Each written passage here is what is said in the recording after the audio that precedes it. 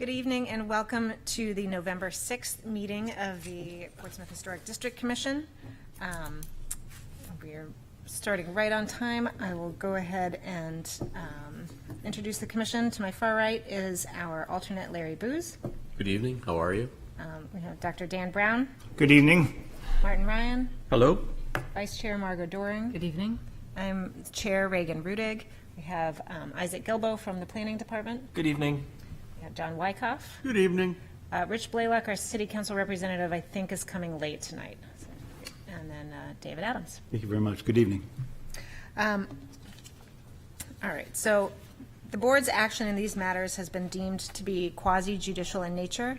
If any person believes any member of the board has a conflict of interest, that issue should be raised at this point or it will be deemed waived. All right.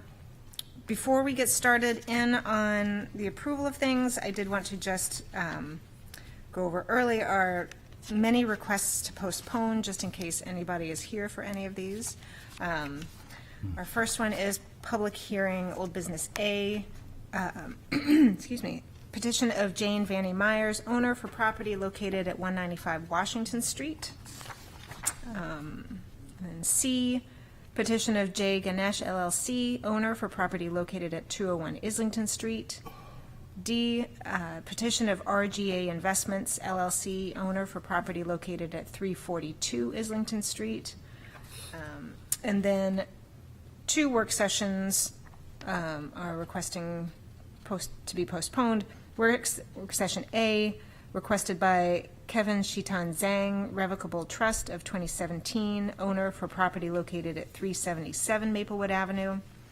And work session requested by PNF Trust of 2013, owner for property located at 266-278 State Street. So, can I get a motion to postpone those all to next month? So moved. Second. All in favor? Aye. Thank you. Chairman, could I just comment that some of the old business that's being postponed is getting pretty long in the tooth, and some neighbors may have lost track of where it stands in these, so it might be time to perhaps start those again Yeah. next time. Mm-hmm. Yeah. Yep. I can let the applicants know that this would be the last round of postponements, and then if they, if they want to come before us for their application next month, that's fine. If they need to postpone, they'll simply reapply, so they'll be renoticed. Okay. Good. Thank you. And just an announcement that this will be our only meeting this month. So we're going to try and cram it all in, but hopefully it shouldn't be too late. All right, so we'll start with the approval of minutes. We have the minutes from October 2nd and October 9th from last month. Are there any changes or edits? Okay. Can I get a motion to approve these? So moved. Second. Second? All right, all in favor? Aye. Thank you. All right, moving on to our administrative approvals. We have two that are that might require some extra time and discussion. So I would like to pull those out and move them to the end.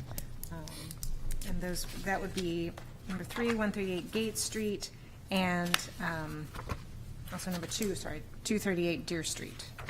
So we'll have Isaac lead us through these administrative approvals, the easy ones first. Sure. Thank you. So we'll start with item number 1, 175 State Street. This project was before us last month. The applicant is seeking approval to install shutters on their particular unit of the building. In their discovery of the property, when they purchased it, they were able to find an example of an original shutter. Just one second. And what they would like to do, here is that example, what they would like to do is have that sort of recreated. It would be an all-wood shutter, and they do have some existing hardware on the building that I believe they would be hoping to attach the shutters to. They did supply a rendering from a woodworker that they would potentially be working with. So we do have a rendering of the final product here. And then they did supply a couple of photos of the original hardware. Okay, Yes. may I speak? Yes. Um, Of course. I just want to be sure when these shutters are hung, that they're hung basically the way that they're shown leaning against the building, with the louvers pointing up like that, not down like this. Okay? So, Yep. Yep, that's it. can make that a stipulation. Okay. I'd like to make a comment, if you don't, that I am the member that was seemingly confused, but now that they've shown us a picture of a shutter pintle in place on another side of the building, I went back and looked at the front of the building and found two very, very, very carefully hidden holes, but you could see them. Once you know what to look for, you could see where the pintles were driven, and I'm perfectly fine with that. Great. Could I just ask a question? I just noticed, Isaac, you said something, they want to place these on the unit of their particular unit and not the Yes. whole building? They don't own the entire. So half the building will have shutters and half will not. That is correct. Yes. So thank you for. I guess we do have the homeowner here for clarification. If Sure. thank So you. 175 State Street is a single family, so we would be putting it on all of ours. We are connected. We share a wall between 175, 177. So we would be putting it on all of our windows. But it's a single family. It's not like a condo where we have an association or something like that. Gotcha. Okay. So the front facade will all have shutters? Yes. Wonderful. The front of our side. So if you're picturing, where Half the Molly's used to building will be. have shutters? What? Half the side will have shutters. My side will have shutters, yes. So- So that side will have shutters, yes. The other side won't. The other side is welcome to do shutters if they want, but we don't have control over that. Okay. Any other questions? Do you have an example of the tie down? I don't have an example of it. There are existing examples that we would look to get as close as we can with a reproduction. Great. And, sorry, can you just give your name for the record? Yes, sorry, Duncan Craig, 175 State Street, Thank you. Portsmouth. All right, any other questions? I do have a question. So if we look at the picture that Isaac had there a second ago from the front with the lamppost, so your half that you're talking about here is the right half, and the left half, which would have the same number of windows, would not have the shutters.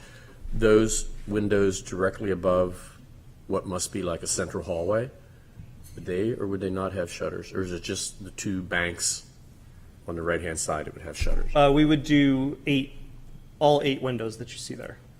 All windows on our side would have it. Okay. They have the twin building that is not seen in this photograph is just the mirror image of this. It's connected, Okay. but it's. Yeah, I understand now. Yeah. Okay. Thank you. Hopefully they will admire your shutters and come back to us for the other side. I hope so too. And we've heard that they are interested in that, but of course, I have no control over it. Good. Make it look easy. Exactly, yeah. All right, thank you. Yes. Okay, so that will bring us to item number 4, which is 145 Maplewood Avenue. This project was before the commission about just over a year ago, last July, I believe. This was for a sort of a sailboat sculpture on the property of 145 Maplewood. The original approval showed a granite hull as the material for the sailboat, and that has since changed. And so what they have now is an aluminum base, and that is red. Okay. I'm not sure Is if there anything? All right. any questions or no. Okay. All right. That will bring us to item number 5, which is 50 Austin Street. The applicant in this application is seeking approval for the installation of 3 condenser units and 1 electric vehicle charging station. The 3 condenser units will be placed where the red dashes are in the corner of the building. The EV charger, which is depicted with the blue line, can either be attached directly to the structure itself, or that can be attached to a post further out freestanding. The applicant is open to whichever option the commission feels is the most appropriate. The reason for the 3 condensers is that there will be 3 different units receiving air and heat supply, so those are to accommodate those units. Originally, the applicant indicated that they would be happy to supply a vegetative screening. If it is more amenable to the commission, I think we could stipulate a appropriate wooden screening in this location. So, even though this is the back of the house from the building's perspective, and it is on the backside from Middle Street, it is extremely visible from Austin Street, extremely. And they don't have a whole lot of room for additional vegetation, and any screening is going to be pretty darn visible. So, if people didn't have a chance to see how much you can see from Austin Street, it is a lot, and I am a bit concerned, personally. Yes, John? Yeah, so I would suggest a wooden screen, Yep. some of our approved wooden screen. The applicant's here. They are. Can Any I other, ask them a question? yeah, do you have? a But said they question? would go either way, so I don't think that's a big issue. Okay. Do we have an idea of what the lines will look like? Are they going into through the, I believe that is the case. Do Foundation? we have the applicant here? Well, the only reason I'm asking is because I know these home chargers and they have 20-foot cords on them. Yeah. When you put them on the brick building with that green there, all of a sudden, and it all depends on your car, whether the charging port is here or on the back or what have you, it can be difficult. So I'm hoping that they understand when they say that they'll. I think that we can stipulate, I don't know about the rest of the commission, but I would prefer to see it on its own separate stand so that it doesn't do any damage to the brick. But Absolutely. putting holes in Yes. there for the conduit. Any other questions or concerns about this one? Okay. Could we get a stipulation that if there's going to be lines or piping, they come back and show us that? Yes. Yep. Unless they go directly. Right, Yeah, and that's going beautiful. underground. Yep. Yeah, if they're going underground, then that's. Okay. Okay. Perfect. Yeah. We can do that. I think also, if they're going to do wood, this is a brick and white building, so to have raw wood, I mean, I know that's not our purview, but I would be interested to know how they're planning to make the wood go with their building. Okay. Although I will suggest that even as it's sparsely planted, the plantings that are there will break up any 3-unit expansive fencing or screening to some degree. But I think you're right that painting it white would be the best. So we just described it painted. Rather than making, Painted to match the trim Yeah. of the house, and we could not specifying we a could color. stipulate that for gutters sometimes, or for Yeah, other very simple. things. Okay. Okay, so that will bring us to item number 6, which is 93 Pleasant Street.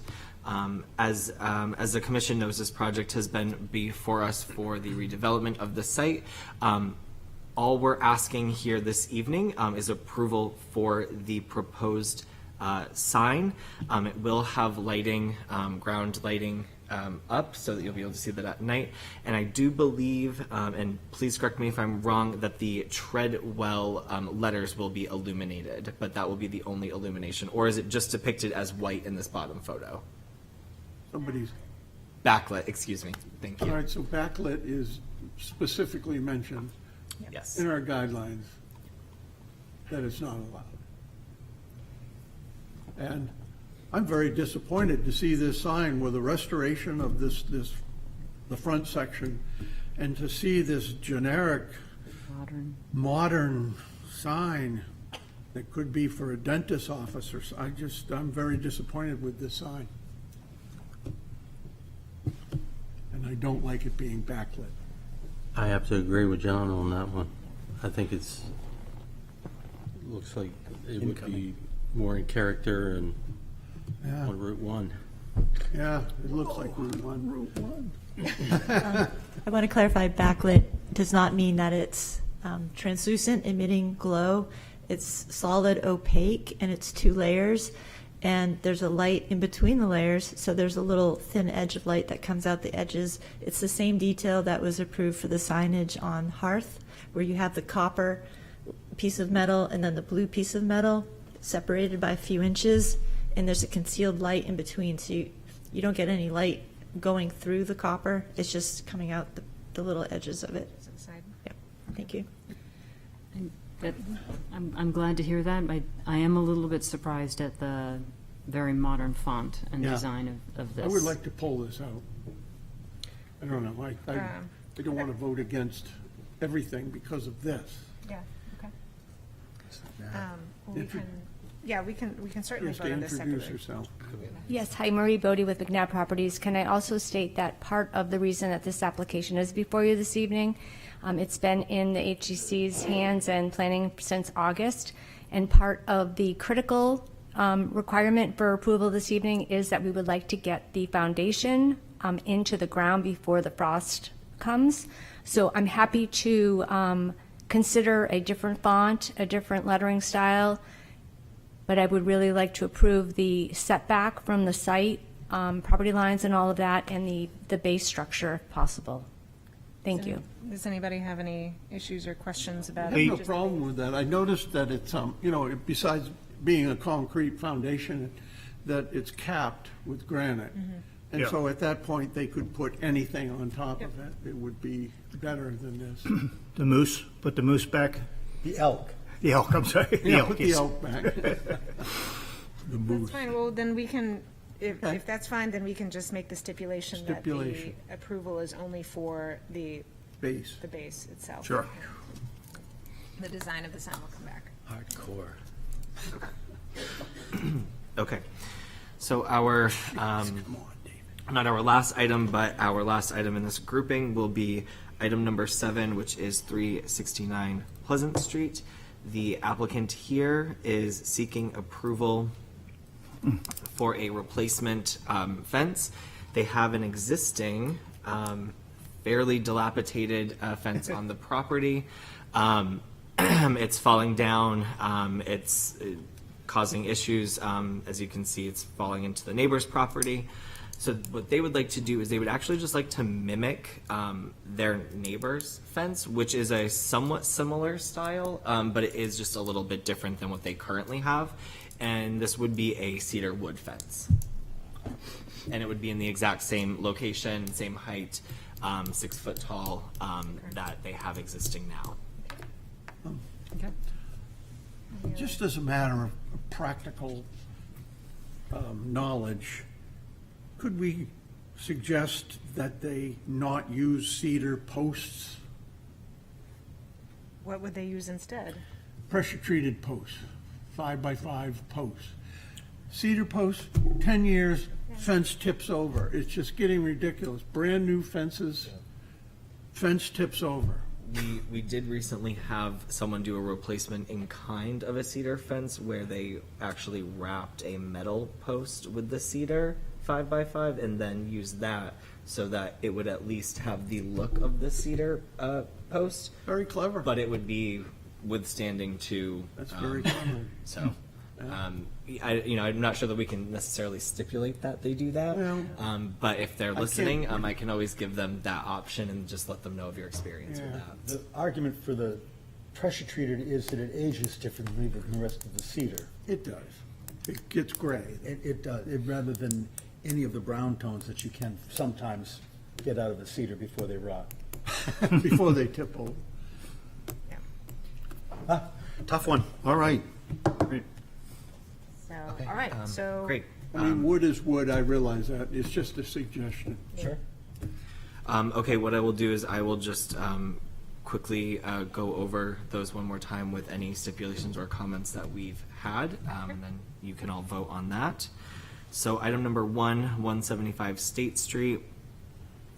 We had a stipulation, and please correct me, John, that the louvers shall be pointing upward. Yes, Okay, on the outside. on the outside, yes. So when the shutters are closed, then the louvers are pointed down, and you can have your windows open, theoretically, without water raining into your house. Yep. Okay, perfect. Thank you.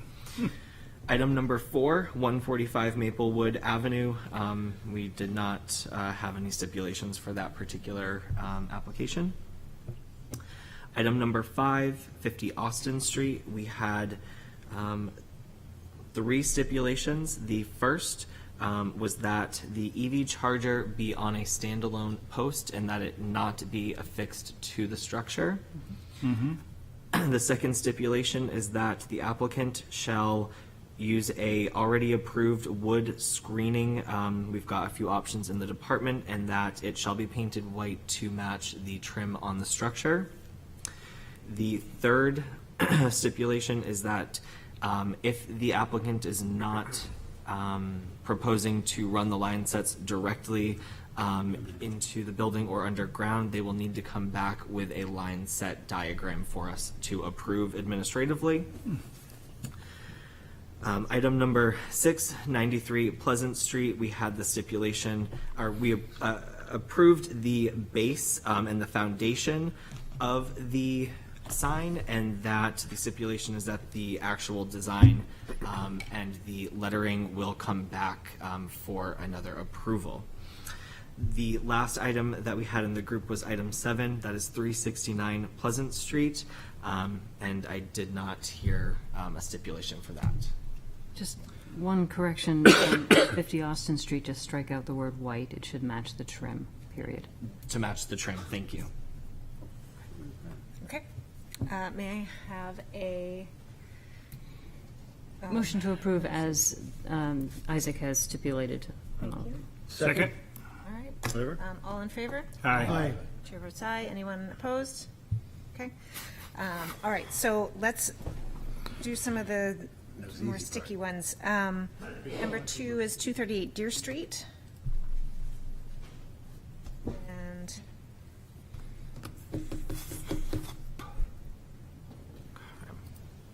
this has to do with some condensers that were installed Yes, so. taller than approved. 238 Deer Street, as you know, this project has been approved by the commission. We had originally approved the AC condensers, or HVAC condensers, excuse me, in their current shown location. However, due to code, the condensers do have to be on 18-inch snow stands to allow for the proper airflow underneath. Because of that, that obviously raised the height of that by another 1.5 feet. And so for that change, the applicant has come back to us, essentially just to notate that change.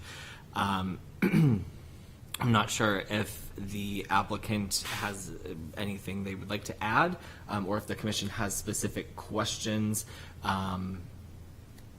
We do have some public comment that came in the other day from this as well, from the neighbors who are not so pleased to have these condensers be so much more visible. So, does anybody have any comments or questions on this?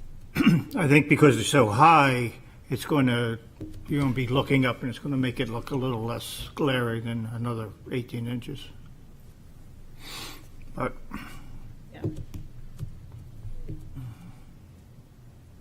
So It's this in a was approved. fairly non-public area of the building. I have the same issues of parallax, or whatever that description would be, of, we'll see less of it because we can't get very far away, although I wonder, and this is a place we rarely go, but what somebody that is in an apartment on the 3rd floor next door gets to look at. We don't seem to trouble ourselves with that an awful lot. I guess the assumption is that that person would show up and tell us that it was a problem. Correct. So we worry more about the people that are walking down the street casually going to the Foundry Place parking garage, I guess. Anyway, question, would it make it more background? I mean, I'm trying to be sensitive to the project, right? Would it make it more background if we had them shoot a coat of color that matched the backdrop, the wall behind it, onto the units? It doesn't make them whole, it still leaves them with openings and whatnot, but with the metal fencing in front and then everything else being, just for the purposes of discussion, this Nile green, it would fairly well make it go away, is a thought that I have. Can you paint these units? They're metal, Okay, somebody painted them. They can be painted. all right. Any other, Given that we're not hearing from any abutters, I wouldn't, well, I'm we are certain of hearing that. from the abutters. oh, by letter. By letter, they are here in the audience. Okay, maybe they'd like to speak. It was just, we're unsure, this is not a public hearing, so okay. it's not clear what the line is for having public Oh, come, but good question. the applicants speak, and so I don't see why it would be too much of a problem to have abutters speak to this. Besides, it's not supposed to be done, it's not a public hearing. It's not a public hearing. Can but you it's just up to give us the us. gist of the letter? Well, it was in the email that you guys, that we all got the other day. I'm not sure if it would be helpful if we would maybe want to hear from the applicant, maybe at least first. Sure. And maybe they can talk to the painting of it or what have you. If that helps to clear. Hello, Richard Desjardins with Portsmouth Architects, formerly McHenry Architecture. I do just want to first apologize. It was never our intent to misrepresent this. As you may know, this project was approved in 2020. Originally, during the original approval, we had these condenser units located in this rear area of the property because it's nestled in the corner of the property and creates in the property to the left of it, if you're looking at 238 Deer Street, creates an L around this particular zone. We originally located them in there because they would be less visible from the public. When we originally went through this, as I mentioned, in 2020, we have now gone through multiple code changes. In this instance, I actually dug through my archives, and we were originally representing them on 18-inch snow stands. What happened was the size of the unit, which we originally called out as a basis of design product, ended up having to get a little bit bigger, which slipped through the cracks. Realistically, the snow stands aren't actually, the condenser units on the snow stands are not increasing in height by a full 18 inches. It's more like 8 to 12 inches in height. We believe that we handled this properly from the beginning, putting them in the back corner of the property on this fourth floor area, hidden from the public, as you can see in the two photos in the bottom right there. Those are both photos that I took from the street. And you can hardly see them in the left photo. You can just see the tops of them. They're set far enough back from the edge with the actual screening that we were previously proposed and approved. You can see in the top right rendering, if you zoom way in the same general area, you won't be able to see the tops of these even with the screening that has been approved. And we did propose to the owner, contractor, as well as the Mitsubishi, which is the manufacturer. We can't remove the snow stands. They won't warrant the actual product, nor will Shanti, the building inspector, actually allow us to place them. So it does have to increase in height from what we originally proposed. We also thought originally, which I've had discussions with Isaac previously, that this was going to be exempt from your purview altogether, since the since the zoning ordinance actually doesn't define what the roof plane is. We were thinking in our mind that the roof plane was the level above, which we've come before you previously, getting snow stands and condenser units approved on the main roof level. So that is just the long-winded backstory behind this entire thing. I do apologize for this. For the painting of the condenser units, I am unsure if the manufacturer will even let that happen, given the fact, since they're not doing it, they could easily warrant or void the warranty, because who knows what happens if paint ends up getting through any of the actual ventilation ports. So with that, if anyone has any questions, I'm more than happy to answer them. Yes. So there's a railing in front of these. Yes. A screening railing. Yes. And they are now above the railing by a certain amount. Yes, and if you, Isaac, if you just scroll up to the top left, see the small condensers right there? Yes. Those were the condensers that were, actually no, those aren't even the condensers that were originally approved. Please, please. Those are actually a little bit smaller. The question is, could the railing be changed to So- improve the screening? Because of all of this, the owner and the contractor have already purchased the railing and are pretty much ready to install it, because it matches the railing on the other side of the stair tower. So that was the other intent, was for all of that to be cohesive at the same elevation with the same look, because from the back side of the property, you'll see both of those.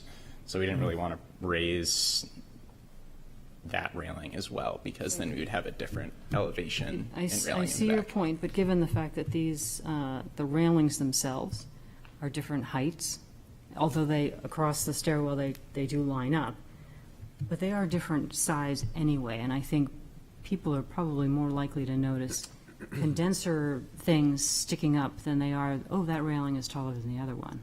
Sure, but from the public, you won't be able to see the condenser, or from the public view, you won't be able to see the condensers with the current screening. They won't be poking up above it. So the answer is the contractor is not, and our owner is not willing to change the height of the fence, the screening. At this point, we would prefer to avoid that at all costs. Thank you. If possible. Any other, David? Looking at the photograph on the left,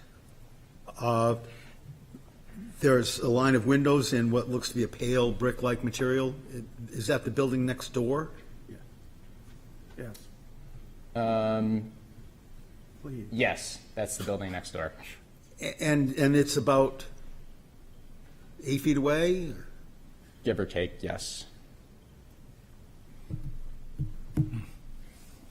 And that building was there before you built? So that building was under construction when we received all of our approvals. Nobody owned any units when we were originally approved. Okay. So it, as you all know, that building was also under construction for an An extremely long inordinate time. amount of time, it seemed. It was mostly there. I mean, the massing was there. I understand. For my interest in the building, it was already there, but I wasn't finished. I got it. Thank you. No matter what, the person in the unit next door is looking out over a fence and a whole bunch of condensers. So they don't have the premium view of the North Church, you know. And when these condensers are going to be elevated, as he has said, and I'm taking him at his word, 8 to 12 inches instead of 18 inches, because they are smaller units in height. even though they're sitting on the pad. I'd say 8 to 12 inches. To me, it seems to be much ado about nothing. I'm willing to let it go. Any other? Yes, Martin? Yeah, I agree with you. Most of what I'm seeing in are the filters that can't be painted anyway. The rail is very transparent, you can see through the rail. It's pretty much an iron rail, correct? Yes. I think this is just such a can of worms that we would get into to suggest that we need to manage the historic character from adjacent buildings. I just think that we could really go down a path that could get very crazy. So anyway, it's unfortunate, I think, when you have a taller building and you look down and you see a rubber roof and all the vents and all the units and whatnot, and what the birds leave. It's just part of what it is, and so I sympathize, but I don't think that the adjacent owner owes them a special consideration. Well, yes, I mean, our purview and our, real purpose is to protect, the view from the public ways and, the view from the rest of the district. I also sympathize with the neighbors. It's not ideal, but as far as what we look at and control, I don't see that this really is going to make a huge impact on the view of the building from the rest of the district and from around. I do suggest that you have your building owner speak to the neighbors and talk to them about this and have a good conversation. Unfortunately, we can't have that here, but I hope that you do pass on that message so that they can be neighborly. Does anybody else have any stipulations they'd like to see or any changes to this application as it is? Yes, Larry. It's probably totally irrelevant, but that upper left-hand picture where you're looking down at all the banks of condensers and that one, and it's not just the people with the windows. I realize this is not an issue for us perhaps, but it's not just the looking out the window and seeing, but the noise and the vibration would have to be horrendous. So my simple question to you is this. When this was designed mechanically, why weren't these condensers put like up on the very top of the roof? That would have just alleviated the whole mess.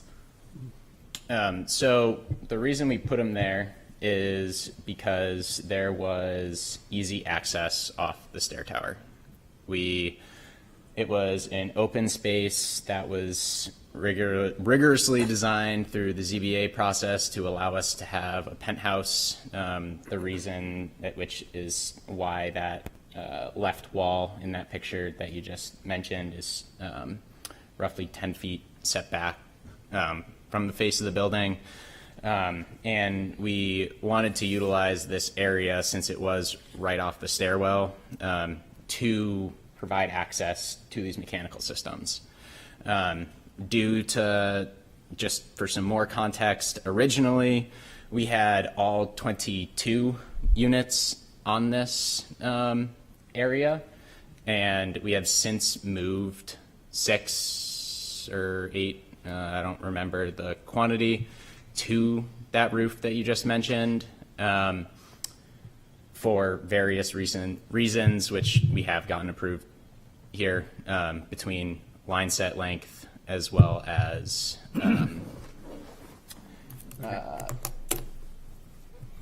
I'm forgetting the other reason at the moment. The spacing of the condensers was too close originally when we designed it.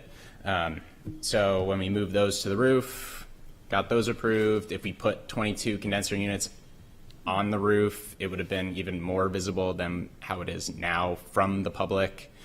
Our goal, similar to how Reagan stated, is the view of these from the public first, from the street. Chair, are we voting on this separately, or are we Yes, going? we're going to vote on it right now. Oh, okay, very good. All right, well, thank you. I think unless there are any other questions, I'll call for a motion. For this administrative approval. Yes. I mean, I make a motion that with this administrative approval pass as is. Okay. Second. All those in favor? Aye.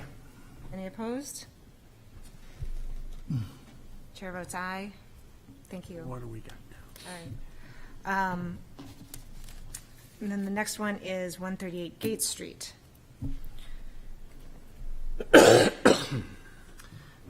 All right, so item number 3, 138 Gate Street. This project, again, was before the commission for sort of a revitalization of the property and the structure.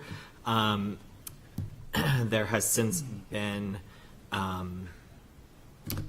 sort of a, I guess, miscommunication between our approval and then what has transpired. So I know we have the architect here this evening who can maybe help work us through those changes, or at least explain those to us and clarify. However, the biggest thing is that the siding of the property is not as stipulated in the original approval. So, I have pulled up the approval and minutes and things like that, but it was presented in the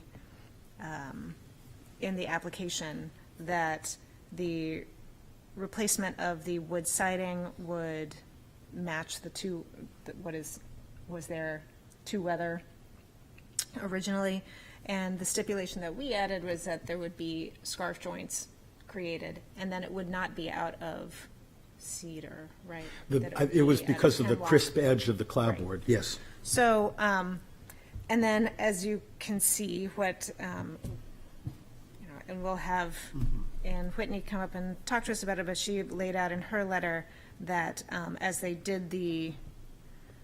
went through the construction process, they ended up not recreating the two weather dimensions, and also made a few other changes in terms of the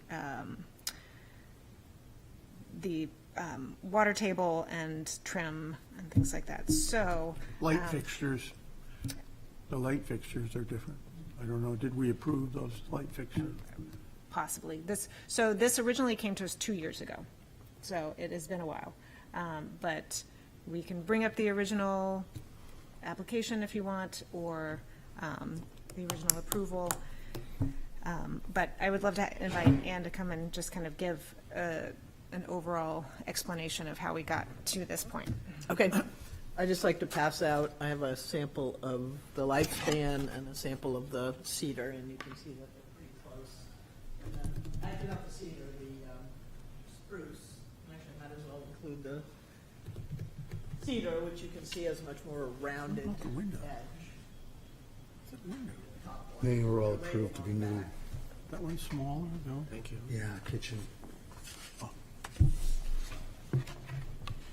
Take that rid of that. Stipulation, to not use the cedar, we decided to use the lifespan. And actually, Joe, the builder's going to be here. He'll speak to that a little bit about some of our material choices. The scarf joining, that was my fault. It didn't get passed along. But the other reality, which he'll also talk with, is when you use the locally sawn spruce pine, they come in pretty short lengths because you want them to be clear. And the lifespan comes in significantly longer lengths, which really reduces the number of joints. Plus, we're using house wrap, and it's the idea for scarfing isn't as needed. As we look at the photos that I included, this one in the corner I thought was the most important because that's how you really see the face of this house. And you can see that there been lots of different, it was a pretty irregular to weather. And we didn't feel that we had to absolutely match that. And there was a section on the old, the gable side of the house that had been repaired, and they put like 4 to 4.5 inch. There was a real variety. And so doing this together, we came up with 3 1/4 as a base, and then worked, minor changes to that to make sure that the clapboard, matched the sills and the top of the window casings. And the original stipulation that this permit got suspended, mud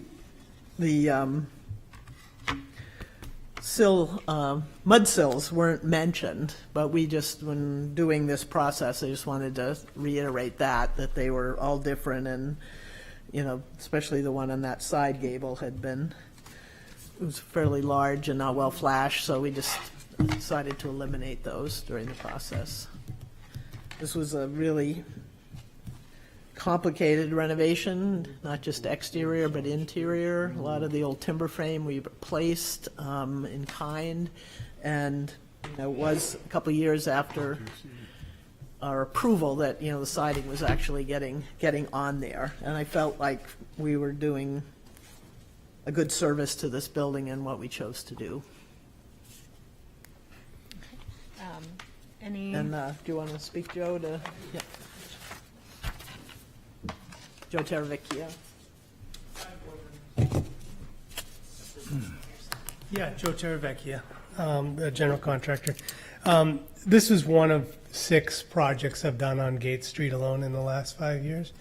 And we take a lot of pride in all the work we do, but particularly our clapboard work. And the clapboard work that we did is near flawless, but I must admit I did not know of the scarf joining component or requirement. So we didn't. It never came up during the process, and I didn't hear about it until after there was an issue. So, of the 6 other projects I've done within about 300 feet of this, right on Gate Street, starting from 55 down to 145, we've done 6 projects.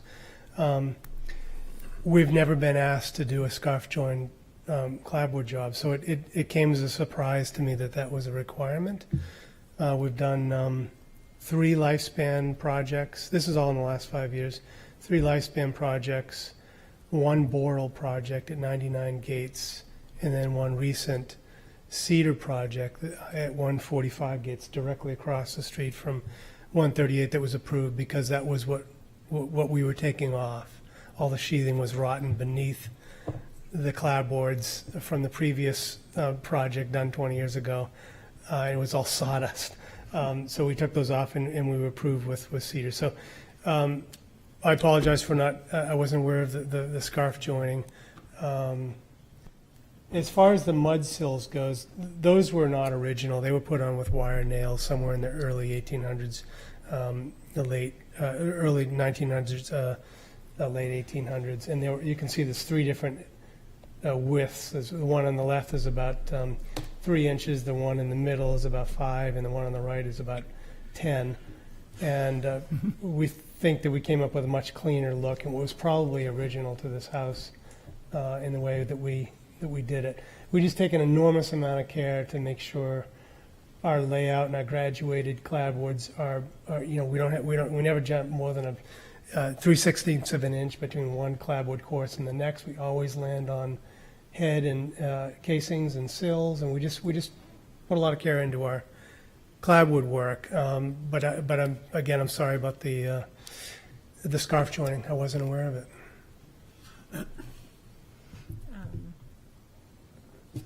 Any questions for Sir, Mr. Adams? Mr.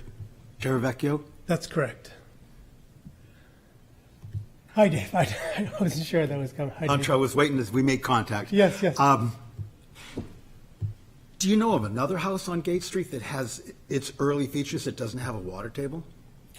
Yeah, there's, I think there's, 55 Gates didn't. We just finished that one. But it's not an early 18th or early 19th century house. Oh, early 19th. Well, houses of this period. I think the date on 55 Gates, where Rasa and Don Stone did the research on that. I thought they determined it was 1790. The exterior facade of that building was much more of the Victorian as the house had been converted into, though, wasn't it, really? Well, they added a bay window and they changed the facade on the front door. Okay. But that, I mean, I can't, off the top of my head, I can think there are other streets on Gate Street alone, and plenty in town in the HTC. I guess the point is, if somebody came up to a building and there was a water table, and they put another one on in its place, it's a pretty common thing to see water tables like that, beefy pieces of wood at the bottoms of walls, like mud sills. The issue I think that I'm pressing here is that so that your client could have all new construction-grade windows in their sidewalls, it required the clapboards, existing clapboards in the building, which appeared to be 200-some-odd-year-old original clapboards, to me. They were all going to get lost. And in the process of losing them, you're then faced with a blank slate of what could be there. I thought we were fairly clear, as your architect had described, the weather component of this should be retained, giving it that crunchy look and feel of an early 19th century or late 18th century building. As you've described the building now with a nearly perfect siding job, it looks like what we would call a turn-of-the-century building, something from the 1900s. And the exposure of the clapboards matches that of the 1900s. The jointing of the clapboards, because you use such long pieces, is almost non-existent, whereas that jointing is a significant part of the look of the building. It's also what gives it that up and down sort of variety thing. Anyway, I think I can't help but think that you missed the point. I can't help but think that you did this for a reason that we're not hearing. I don't think that I feel very comfortable about having, in a sense, passed on retaining the history of the material that was there, not a dream of what could be there, but the actual fact of the material that was there, and passing on that because we wanted to give someone the opportunity to put in a modern window in their sidewall, and lost, at this stage, 80% of the only part of this building that we have any purview over was just put in a dumpster and taken away.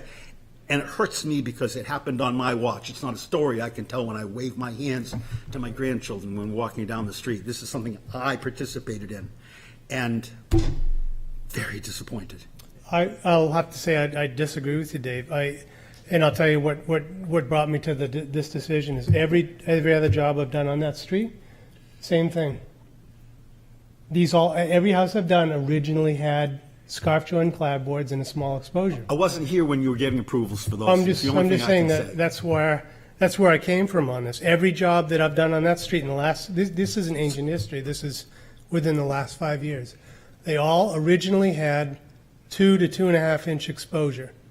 So you completely disregard the things that this commission does, is what you're saying, and your judgment of these things is more important? No, not at all.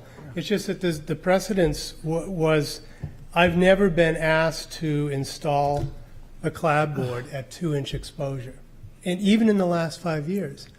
And in order to do that, you cannot use, you'd have to use a quarter sawn spruce clapboard. Otherwise, the clapboards get kicked out. You can't do it with a clapboard that doesn't taper to a fine point. And those clapboards, quite honestly, unless they're old growth, and those are gone, are worthless. They last about 15 or 20 years, even when they're back primed. It's a non-starter. I cannot bill my clients. So what you're saying is if we wanted to have those clapboards into the future, the clapboards that were on that house, to do, in quotes, our job to protect the architectural history of the community, we've had to just keep those. You can't, the quarter, look, I sided my own farmhouse, my 1820 farmhouse, with quarter-sawn spruce clapboards. And we have, in the parts of my house where we have enormous eaves, they're fine. In the parts of my house, like on the L, connecting to my big barn, they're rotting, they're 18 years old and they're rotting off the house. They're all primed, all the cuts are sealed, they do not last. Quarters, I'm a former forester major. Quarter-sawn clapboards today, the growth rings are a quarter-inch apart. Old growth clapboards, the growth rings are a 16th or a 32nd apart. There's no comparison. I'm sorry, I learned the hard way. I refuse to use them. Interrupt, please. Yeah, well, just a second. I did want to say. We're having a debate here. Right, and maybe this is something that is more than should be happening at an administrative approval, and that can be talked about. But I think what is at issue here is that, not the debate about the materials and things like that, although it is obviously very different, but the fact that we had specifically stipulated that you would use that particular Well, you said material, pine, and then right? it would be Spruce or pine, we use pine. but it would be done to, as it was presented, would match the weather, the two weather that was there before, and there would be scarf joints. And Was that stipulated to the weather? I didn't think it was. It was- They said was as it's done, but when we got into it, if you look at the, There's 4-inch exposure on that house too, the whole right So- side here. There's a That's- section there's- of it where a new window was put in. So Jesus, there's- that's, if you look at it. Excuse me. So there is no, that's fine, that if what was stipulated wasn't going to work, you still had to come back to us. You can't just go and do whatever you think works best. Why are we here otherwise? Right, but I take a little bit of issue with that because there is a huge amount of variation on those, and we want to put it back as badly as it was done then. They were not lining up with windows. That's, And, and that's fine, and that might have been something that we missed in terms of, having some detailed stipulation on that. But just for example, can I just explain, like, when you look at that corner between the two, the windows, between the new and the old, the first window on the old has got 22 courses. The window the replacement window has 16. And then we've got 17 courses and 12, but then when you get up to the top, it's 16 and 15. They were just all over the place. Understood. And do we just go and just make a map of this? And a lot of them were broken and twisted I and. think the main point, though, is what's being missed here, which is that we had stipulated that generally this be done in kind. And with the removal of the mud sills and the change and everything, and yes, it is a beautiful installation job, and I'm sure it is perfect and it will last a long time, it is not what the approval was. So at this point, I don't know if we need to pull this from our administrative approval. I don't think we can, I don't think we should. Okay, can I talk now, Sure. please? Okay, so we're disappointed that the house looks brand new on the outside. Essentially, that's what the look is. It's disappointing to us. I'm not thinking that disappointment is going to require somebody to strip this whole house and do it all over again. I just can't see it. I don't feel comfortable requiring that. So I'm in support of approval of what we have. But what I would like to say is, from now on, that we, forget installing new construction windows in colonial homes, because all the trim has to be removed. It's a nailing fin situation. They're nailed onto the sheathing. God knows what happens on the inside.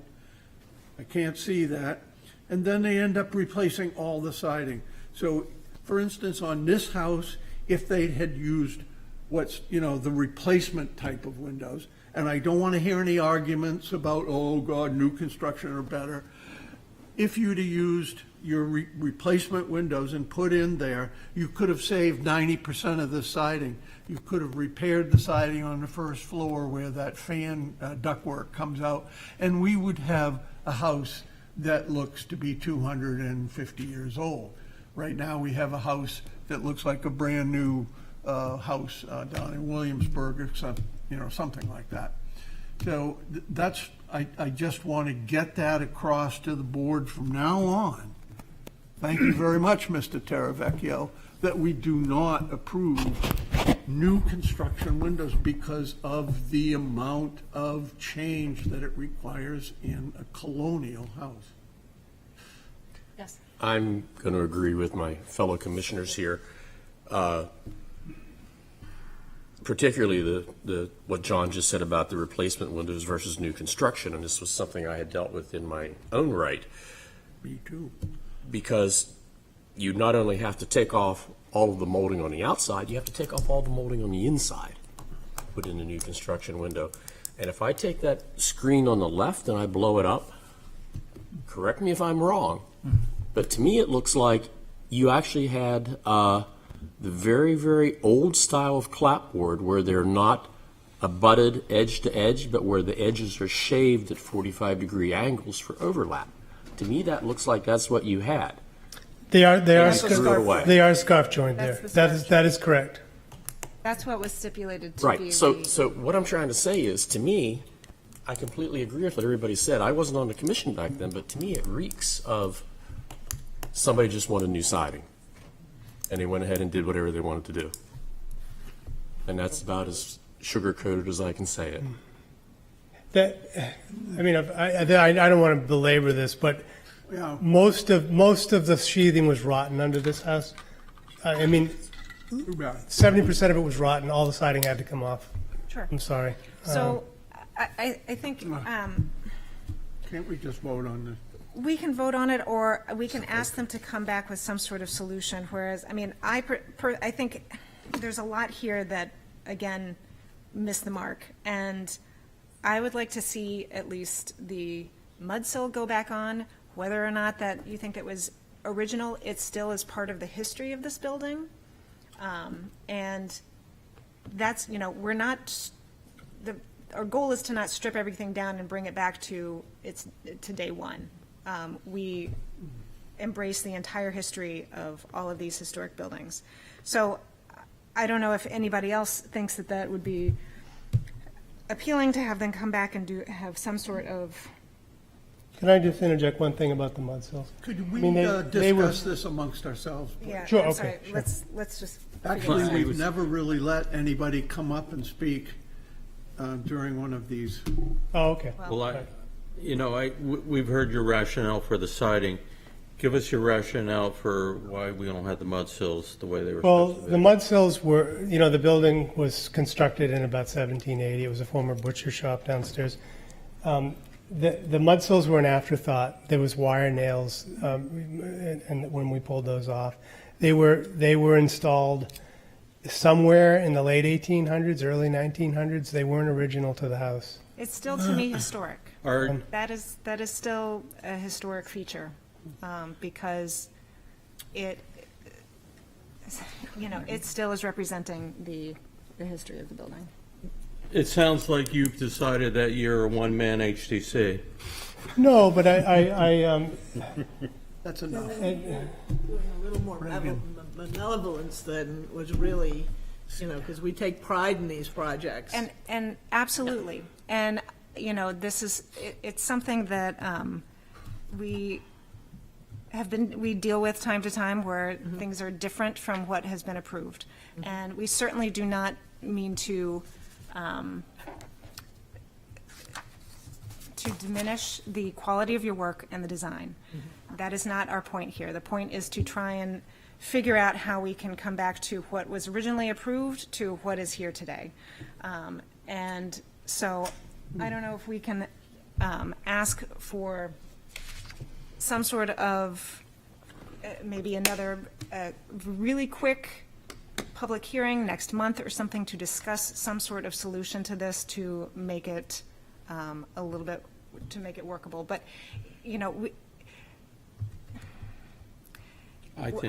I think that's wise, because I think let's decompress, look at this again, see what's possible, and I think that's a good suggestion.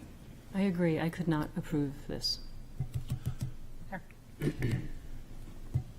Then can I have a motion to, close this and move it to a public hearing? I think the proper motion is to not deny the administrative approval, to give them an opportunity Fine. to come I back. agree. Fine, okay.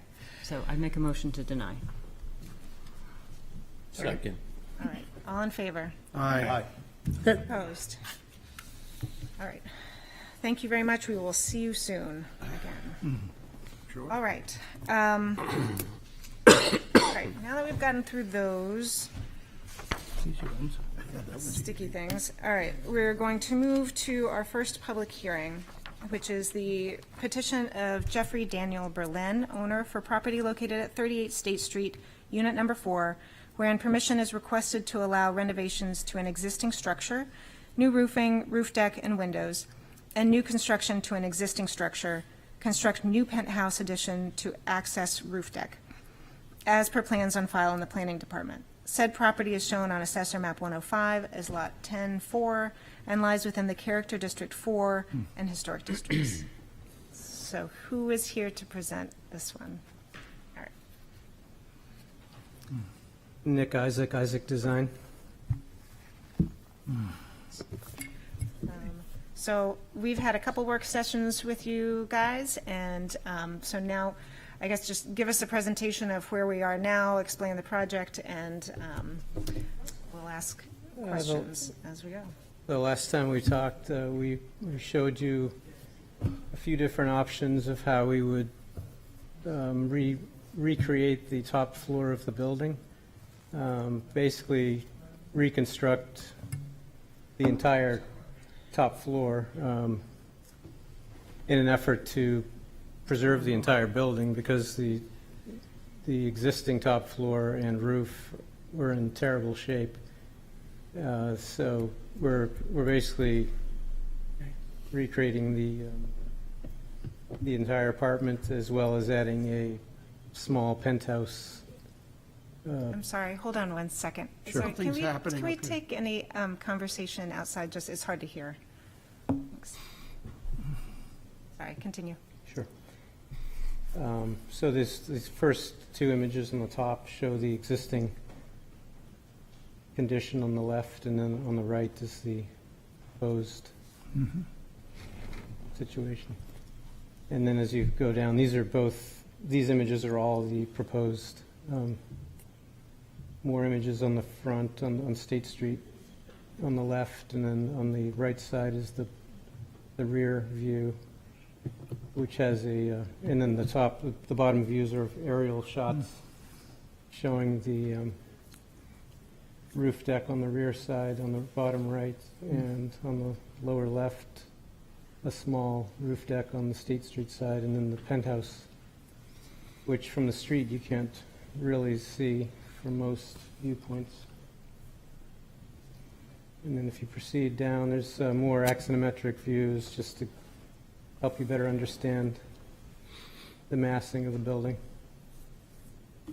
And let's see, plans, existing plans, and proposed layout of the apartment and penthouse levels. Existing elevations. Existing elevations again. And these show what we're doing here is showing how on the side of the building we are proposing a brick facade to imply that the building had a gambrel type of profile, even though in reality it didn't really have that. But we're trying to create, so as you're coming down State Street and you see the side of the building, it would have a form to it, because you'll catch a glimpse of that if you go back to the original first page. You'll see that side view. And then at the bottom of the sheet, there's some samples of the materials. Standing seam roofing on the penthouse, and on the shallower slopes of the roof, and then a synthetic slate material on the steeper slopes to be in keeping with what it potentially could have been the original roofing, although I don't think this building, I don't know if this building ever had slate historically or not, but we're going to kind of try to create the the illusion that it may have had slate. And I think we're getting close to the end of the set, but the rear view All right, great. section. We have And windows. windows and schedule. Okay, great. Before we get into questions, I just want to add a moment of levity, if that's okay. You go to the second page where there's the aerial there, right, the bottom right. I just love that this simulation here has a person on the roof deck looking at her phone. Because I figured that's what you would do out on this beautiful roof deck, is looking down at your phone. Yep. Just This is the our society today. I'm going to look on my phone. state of the world today. Yeah. Sorry. Okay, are there any questions on this project so far? There you go. You're proposing to side the extended part of the building that you're going to define as make it appear to be a gambrel roof frame. That's with Z-brick or a thin glued on piece of brick material? Yes. And you can achieve a fire code with that? It would have a dense glass gypsum material beneath it to create the fire rating. So this is just a cladding on the fire coated interior material? Yes. Thank you. John? I guess my question is the cedar planters up there. Can you describe those, and are they going to have a finish? What are you going to do with them? Right now, we're proposing a natural cedar. They're the height to act as if they're a railing, for safety purposes, but right now we're treating them as a natural cedar to weather. And can you describe the siding below them on the back, on the rear? That would be a board and batten AZEK material, so a white, painted white. It would be painted? Be similar to the lower right photo. If you could zoom in, that has a board and batten. What color is it now? Yellow? It's a yellow clapboard currently. I don't think there's a photo in a previous submission. We have photos. Yeah, and there's just the existing drawing down there. If you go down one page, So left. I'm wondering why you're choosing to have it stand out like that. It just, to me, looks rather awkward sitting up there white on top of essentially a yellow structure. So you've got a whole floor that's white, and it's 3 stories up in the air. Yeah, well, at the last session, we were encouraged to do something interesting with that top floor, so we just kind of... Would it be more interesting ideas. if it were dark? I mean, we don't really have Purview? purview of the color, unless it's a permanent color, but it seems like this Yeah. is something that's I painted. mean, I suppose we could paint it yellow to match the brick, but we wanted to... We went with the same color that we have the dormer on the other side of the building. Okay. Anybody else? Any other questions? Yes, Martin? I don't have too many issues with it. I would think for a final public hearing, there would be more information about the windows that you're planning. You have a triple window in the back that's, you're not really specifying what kind of window and things of that nature. Is it wood? Is it vinyl? Is it? At the last meeting, because of the floor that we were on, I think they were saying that we had sort of a wide range on vinyl, and I think we were sticking with white, but the vinyl wasn't opposed by the We said engineer. that? I don't know We about said that. that? We can check the video. I was just my memory of it. I thought actually, It's not, Megan said that, but- it's not a super deal killer. oh no, if I'm mistaken, I'm sorry. I just, that's what I remember from, because otherwise, Nick and I would have had major discussions about the windows if that was. But you are going with the kind of the 9 light window triple. Yeah, I think on the window schedule on the right, we call out the make and model of each. Okay. You scroll to the right. And so, it all looks fine. I like seeing rooftops becoming activated with more than just mechanical equipment. I think that's wonderful. Structurally, I don't know how you're going to deal with collected snow and things like that, flat roofs and recessed balconies, but that's not our purview. So, looks good. Yes, Larry.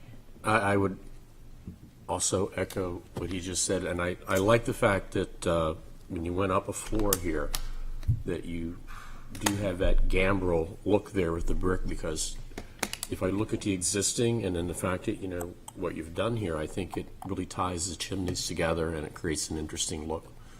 So I think by my taste, I think you've done a great job. Yeah. So. Thank you. I just had a question about the chimney that's increasing in height. Right, that's being done, that's being made out of full brick. Yes. Extension of what is currently Right, there. it won't be a wooden chimney with thin brick on it. But we have had some questions from some of the owners in the building, because some of those chimneys actually belong to the units below, so we've had some questions, but We do have a letter from the neighboring building, which I'm sure you have gotten as well. The attorney is Douglas McDonald, and they just request that to make sure that whatever happens to the chimney, theirs continues to stay functional, and I'm sure that that's your intent too. Yes. But just to note that on record. And one benefit is we'll be repointing those chimneys in the process of adding on to the chimney, so it'll help everyone in the process. Okay. Any other questions, or? I mean, my only concern again was the vinyl windows. I don't know that we talk about windows a lot, and but we generally don't approve any vinyl in the historic district. Yes, this is pretty high up, you're not going to see it, but you might be happier, you'll get better sort of longevity out of maybe a clad window, something that's a little bit higher quality, especially with the exposure to the elements up there.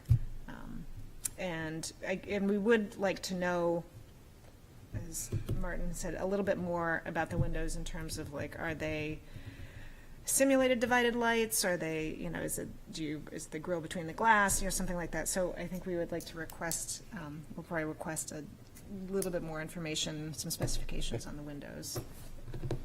Chair? Yes. So I was just looking up your Pella. These are the next to the cheapest Pella windows that are made. These are ones that you can go into Lowe's and pick up. Yeah. So you've got yourself a wonderful addition on a very expensive building in downtown Portsmouth, and at the very last minute, you're putting these inexpensive Pella 250 series vinyl windows. They would not have very solid, if they are going to have outside grids, and they would have to, they're not going to be very solid. These windows, basically, the sun hits them, and after 10 years, they start falling apart. Vinyl windows, I just don't think it's a good thing, and I would like to see some other window brought forward to us. Yeah, we primarily use Another those brand, as or not another brand, but Pella makes better windows. We were thinking of actually the pull-truded the fiberglass windows that Pella makes, but these are mostly we went with that for the sizing primarily. But there's a whole range of Pellas that have the same size, but different quality, so Great. I'll have the discussion with the owner. Okay, that's good. Mr. Adams? So, couple of questions. As one matures in the business of architectural overview, here's a question for you. How much demolition work are you planning on doing on the building that exists right now, other than the stuff that's on the roof? Well, the unit is already gutted interior. Exterior. Exterior-wise, Any of the cornice work on the front facade of the building No. where the brick end and the roof shingle material begin? the cornice work is going to be kept intact, the brick cornice work. And on the back of the building, the same? The same, except part of that's Except for already. part of it. Part of it's missing. And what are you going to do about the part that's missing? Right now, we are just leaving it as is and replacing it with, we have a wooden eave replacing that. So you don't intend to do any demolition work of any of the front or back walls, either of the front or back walls? This is a condo, so we don't own the floors below. So I only own the top floor. Sure, Yeah, but you don't own the chimney either, all of Gotcha, it, and gotcha. you're doing some work on that. I just went to a building that we approved some work on not all that long ago. It's underway now, and a porch on the side of the building that they have drawn on it is completely missing. Nowhere did they describe that they were tearing the whole porch off. And it leaves me wondering, questions I can't answer anymore. And so I thought, let's apply this to these kinds of projects, because I particularly looked at the back and saw that the thing that represents the eaves edge of the original building is kind of missing at one end, right where the stairs go. Is that because of the stairs that it was torn off? Not That by would- you, That would have been before my time. before your time. We're not saying that. Okay, all right. You Thank mean you. that part of the brick cornice is missing? Yeah. Yeah. That was gone. I mean, as far as I know. It's- I can tell you that I am doing my best. I'm new to the condo association there, or condos in general, but I'm doing everything I can to, and we have a new owner actually from a unit that sold just below mine, and we have a lot of motivation to bring the outside up to snuff over the next 5 years, I'd say. So I'm sure maybe the condo would be in front of you at some point. Cool. Next question for the architect, and this may be way outside of our purview. Madam Chairman, stop me if you can. You don't own the rest of the building. You only own the roof from the eaves edge above. And you're building a new platform on that to do your work on, and leaving the material that's below that in place. And then putting yet another floor on top of what's there now. Has anyone approached you with whether or not they thought the building that they owned part of the 3 floors, could support the load of this? Did anybody speak to you about an engineer that describes the integrity of the building? Yeah, well, our engineer has assured us that the building will support. And the section, what we're doing is we're building a new floor above the existing floor. And we're creating ledger, we're tying into the existing brick walls, anchoring into the wall above the existing floor. How are you anchoring? Let's see, we're putting LVL ledgers bolted into the wall, and then joist hangers. Will we see the bolts? Are they through bolts? Could be epoxy. They'll be epoxied in. The walls are about 8 inches thick. At the top floor, they probably are. That's pretty common, 12 inches in the floor below that. All right, Pretty thank- common. Hey, I'm gonna. I'm not pass sure what the this. spacing. Sorry. Okay. Thank you very much. It's interesting. These I think are it's an interesting problems. conversation, but, let's When get it this falls one. down, it'll be real interesting. Well, I'll what we make sure you- don't want to see is any damage to the building.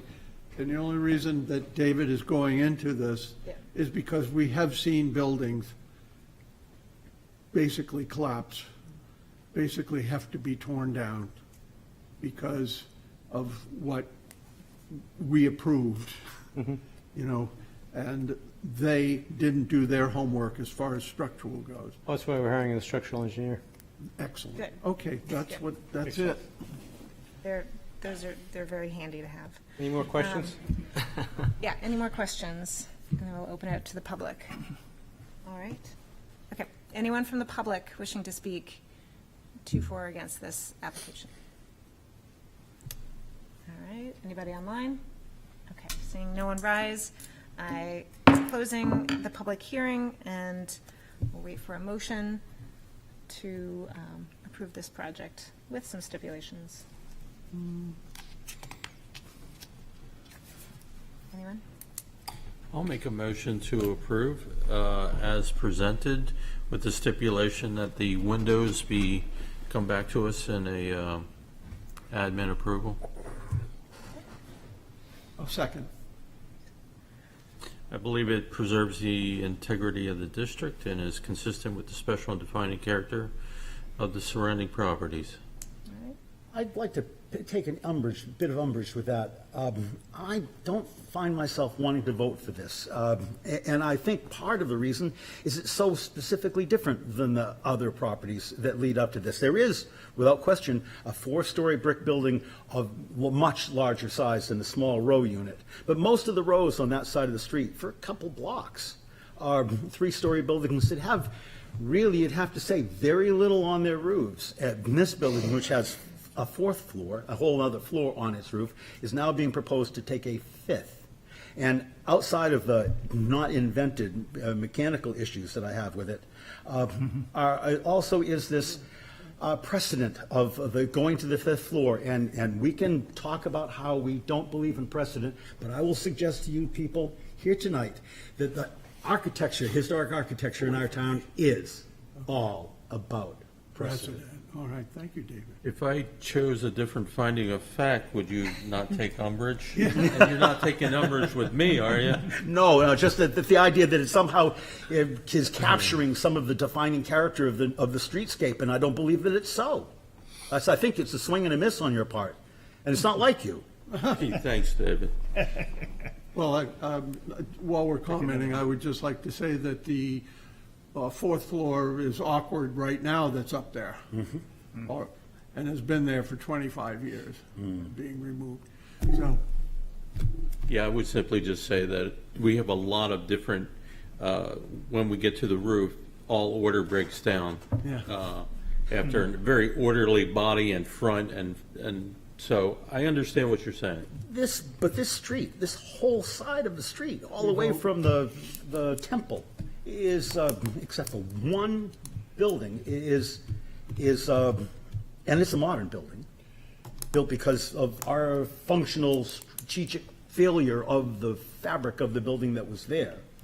But all of those buildings are pitched roof buildings, flat, almost disappearing roofs. The argument, basically, when we were talking about the building next to Basil's, was that you couldn't see the roof. And now we're getting 2 floors of building proposed to get put on top. I just don't see how we can do that. there we go. Well, I will just say, thank you for working so hard on the design and taking a lot of what our comments were to heart. I do think this is a huge improvement on what is there now, and again, I think it's nicely ordered and fits into the order of facades on the front side. At least it brings a little bit more order and orthogonal lines. All right. Any other discussion? We'll just go to a vote. Did you get a second? Yes, Okay. I did. I find myself torn on this application because what is there now is not something I'd like to retain, but I'm not particularly thrilled with what's replacing it, and what's on the backside, I'm not thrilled with either, but it is the backside, so I was willing to kind of give on that. But I hear what David is saying. I have gone back and forth on this project quite a bit in my head. Are you ready to vote on it? I'm going to have to. All those in favor? Aye. Any opposed? Opposed? All right, chair votes aye. So you get it. Thank you. All right. Okay. Moving to the next is our public hearing, new business. Number one, petition of Wenberry Associates LLC, owner for property located at 21 Congress Street, wherein permission is requested to allow new construction to an existing structure, construct rooftop penthouse, construct storefronts along Haven Court, and modify the Fleet Street facade, as per plans on file in the Planning Department. Said property is shown on Assessor Map 117 as Lot 12 and lies within the Character District 5, Downtown Overlay, and Historic Districts. Good evening, Madam Chair, Commissioners, members of the Planning Department. I'm Tracy Kozak with Arc of Architects here on behalf of the applicant, One Market Square LLC. Thank you for having us back. We have made a number of refinements based on our work sessions, and I'm happy to go through those with you today. You will probably have noticed we have combined essentially two projects into one package. As I believe we briefly discussed last work session, this is on advice of the Planning Department because these two lots are in the process of being merged into one lot, and the buildings are being connected to essentially become one building. They're formatted in this application with the 15 Congress building first and the 1 Congress building second, but they're under the same package because of what I just described. I'd like to go over from the project from front to back of the application. So the building that we're calling 15 Congress, commonly known as J.J. Newberry's, we'll talk about that first, and then we'll talk about the 1 Congress building second. The 1 Congress building, as you I'm sure know, was previously approved. We have had a 1-year extension, which is still in place under that parcel as an individual lot. If this is approved as a joint combined lot, this would supersede that, I would imagine. So, and again, the changes to the 1 Congress are only on the back where we're connecting. So the rest of it's the same, no changes. All right. Please interrupt anytime with any questions. We also have representatives from McNabb Properties. Keep going. You ready? Okay. All right. So 15 Congress. We made a number. Oh, yeah. So we added some context from the beginning. We took to heart the comments about the nature of Haven Court and what we're trying to do and the nature of what we're trying to do and how to make sure everything we do is cohesive as a whole and respects the integrity and history of that neighborhood. So these were presented in the first work session just for reference, and they show kind of a timeline. On the left is in the early 1800s, and to the right are sandboard maps from the early 1900s, and it just shows the development of the city block as in particularly for Haven Court. As you may recall, it was Stables for a long time, then it became Auto Dealer, and then it became J.J. Newberry's. So that's the pattern. And then the next page, this was the evolution of the other side of the building, which is Congress Street. You've seen those before. They're just here for reference if you need to look back as we talk. And Fleet Street, this is the Stables that became auto repair shops, which became J.J. Newberry's. The two photos on the left are basically taken from the vantage of Haven Court looking towards Fleet Street. So a bunch of like back of house sheds and garages and stuff like that. This we were able to, these portray the building massing based on the Sanborn maps. And the Sanborn maps are great because it gives you the footprint of the building, and it also tells how high each part of the building was in number of stories, and it also tells what the building was made of, whether it was brick or wood. So in these drawings, the dark gray blue color are wooden buildings, and the kind of maroon purple buildings, those are brick. The heights are relative to the Sanborn map. So on the top is a roof plan, and in the middle is a section, an elevation, and you can see the slope of Haven Court. And on the bottom are roof plans as well. In the timeline in the middle tells you what year those are from. But the main point here is that along Haven Court, for most of its life, after it was a pasture, the buildings were built as kind of tall, narrow structures. Most of them were wood. There were probably barns and sheds. And it was not until J.J. Newberry's was built in 1960 that it became one big monolithic block of brick.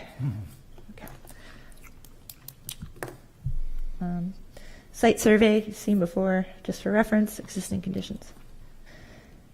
This is kind of the project map. So the green is the J.J. Newberry's building, 15 Congress. Yellow is 1 Congress. And the landscape plan, just to reiterate on the top, going from left to right on the page, that's Haven Court, which is proposed to be improved as a pedestrian way, heavily landscaped, lighting, pavers, regraded. The crown of the hill would be evened out, so it would slope consistently from an elevation of 26 at Ladd and High down to an elevation of about 19 at Fleet Street, so it would be handicapped accessible. There's also a little miniature alley on the left between 15 Congress and 55 Congress, which would be similarly improved in a smaller scale, and High Street as well, catenary lights and pavers. Roof plan, so on the top of the page is 1 Congress. No change from before other than 2 things I want to point out. There was a stair overrun on the lower left, which we slid down to the point right between the 2 buildings, so that that staircase can serve both roofs. And then the roof on the bottom, at the bottom of the page of 1 Congress, we brought it down to meet the J.J. Newberry's building. Okay. This is an elevation that you hadn't seen before. This is where the buildings connect, essentially. So on the top is what's existing, as if you're standing on High Street, looking west across that parking lot. The red brick building on the top is the back of the J.J. Newberry's building. And we're removing some windows. And on the bottom shows where the 1 Congress building will connect. So essentially that building is going to be connected to the other building, and you won't see most of what is on the left. On the right, you will see we're removing a vertical slot for some balconies and windows, and then there's a rooftop penthouse on top.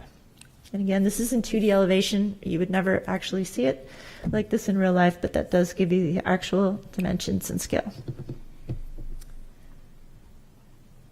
Okay, this is Haven Court. So on the top is the existing conditions with the areas removed. So the red brick is the brick that's there and will remain. And on the bottom is the proposed, where we are infilling with residential windows. The bays are copper, mill copper, which will weather naturally. We've made a few adjustments and refinements on this page. I guess top of the list, we are proposing to save and reuse the J.J. Newberry's sign. It still exists. It is still on the same side of the building, at the top of the building. We're just sliding it to the left, whereas today it's on the right, and you can see that on the 2 drawings. We have added quite a bit more detail to the refinement of the copper bays and how they meet the roof and the cornice, and you'll see that in the enlarged details. We've accentuated the idea of a masonry base. So below the copper bays, we have granite base. It's 2-toned, so the primary field is Carolina coral, which matches the approved granite on 1 Congress, just to the left. There are also steps that go up to the doorways in those stoops, and there are some built-in seating benches next to the steps. So the steps and benches would be just a slightly darker shade of granite, which is the autumn color, which matches the stone granite band previously approved on 1 Congress. So we're trying to tie in those materials and details. The artwork. We have withdrawn from this application. It will come back to you at a separate time. It's still going through the Public Art Committee. So the only thing we have in here is the sign, but there's no art. We show where it will presumably go in the future, but we'll come back for that as a separate proposal. Okay. This is Fleet Street, existing and proposed. We've added some refinements here as well. So the existing, I guess, spandrel band between the second floor and third floor windows, right now it's kind of an aggregate precast concrete. As previously mentioned, we're cladding it in copper. We've added just a little bit of detail relief to that. Basically a horizontal band in the middle, which matches and aligns exactly with the banding on the copper bays as you go up Haven Court. And we've carried the same detail around the right to that south alley. So that begins to tie the facades together so they relate. We've added some structural bars that support the copper awnings we're introducing to the storefront windows. And also below the storefront windows, we're introducing that same Carolina coral granite base that you see wrapping around up Haven Court on both buildings. So again, we're trying to bring in these details more holistically around the whole project. And the minor detail, but the mullion spacing and the sill height of those storefronts has been just adjusted to better match with the existing conditions of the structure behind it and just to work better. Yeah, so that's it on that one. This is that little south alley, just a little bit more detail. Again, the copper transom bays that have the same profile as the other sides of the building. Nothing else really changed on that side other than future location of art. Okay, Congress Street. This is where most of the refinements happened. We did a lot of work on the proportions, really. The materials are the same, the general idea is the same, but the proportions are quite a bit different. We made the windows taller. We separated the spacing between the windows a little bit. We narrowed the sign band to make it thinner and more delicate.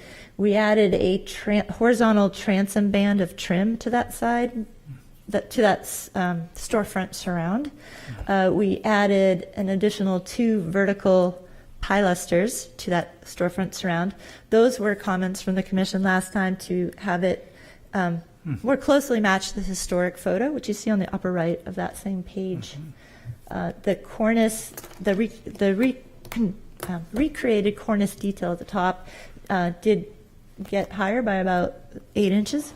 To match, again, the historic photo a little better, and that really helped the proportions. As you may recall, our previous application, the windows appeared kind of squat and too wide and fat and close together, which we agree. This is more in keeping with the original 1860s design. These are the rooftop penthouse elevations, which you'll probably never see unless you're invited up to the rooftop. The elevator overrun, stair overrun. These are proposed to be the composite metal panels. I believe it's a Lucabond, and they're the same exact panel that's approved on One Congress on their stair overrun that's up on the rooftop. On the upper left is the penthouse is an octagon with an octagon glass skylight, and there are details on that a little bit further in the package. You will see that corner of that from the ground on Haven Court because it's right at the edge. And then the next few pages are just close-up details of everything I just described. Happy to answer any questions as we go along, but otherwise, I think I covered everything previously. It's the Copper Bay. It has 6 now. That's the brick bay with the chimneys. Yes. Just as we're going through, if you don't mind, little backtrack. When you dig out the street, Yes. do you know anything about the condition of the brickwork that you're going to expose on both your and your neighbor's building? Well, so on this building, there is none, and part of it, there's no basement under the middle. There's a basement on the left and there's a basement on the right. So there will be underpinning required and shoring required for the center portion of that wall. The parking garage side goes down all the way to Fleet Street, from Gillies and all the way to High Street. So there is concrete foundation. That is the newer addition that was built in the 90s, early 90s, late 80s. So we do have full construction drawings and engineering drawings on the garage. The J.J. Newberry's building will need to be shored up in place, no doubt, to excavate in some of the areas. The applicant has a lot of experience doing that, as you know, on recent projects, digging big holes with zero lot line setbacks. And the next is, can you walk me through the inspiration for the Juliet balconies on Congress Street? It's a literal recreation of what we see in the photo. So the photo, we're just copying what was in the 1860s photograph. So what you're saying is there's precedent for that?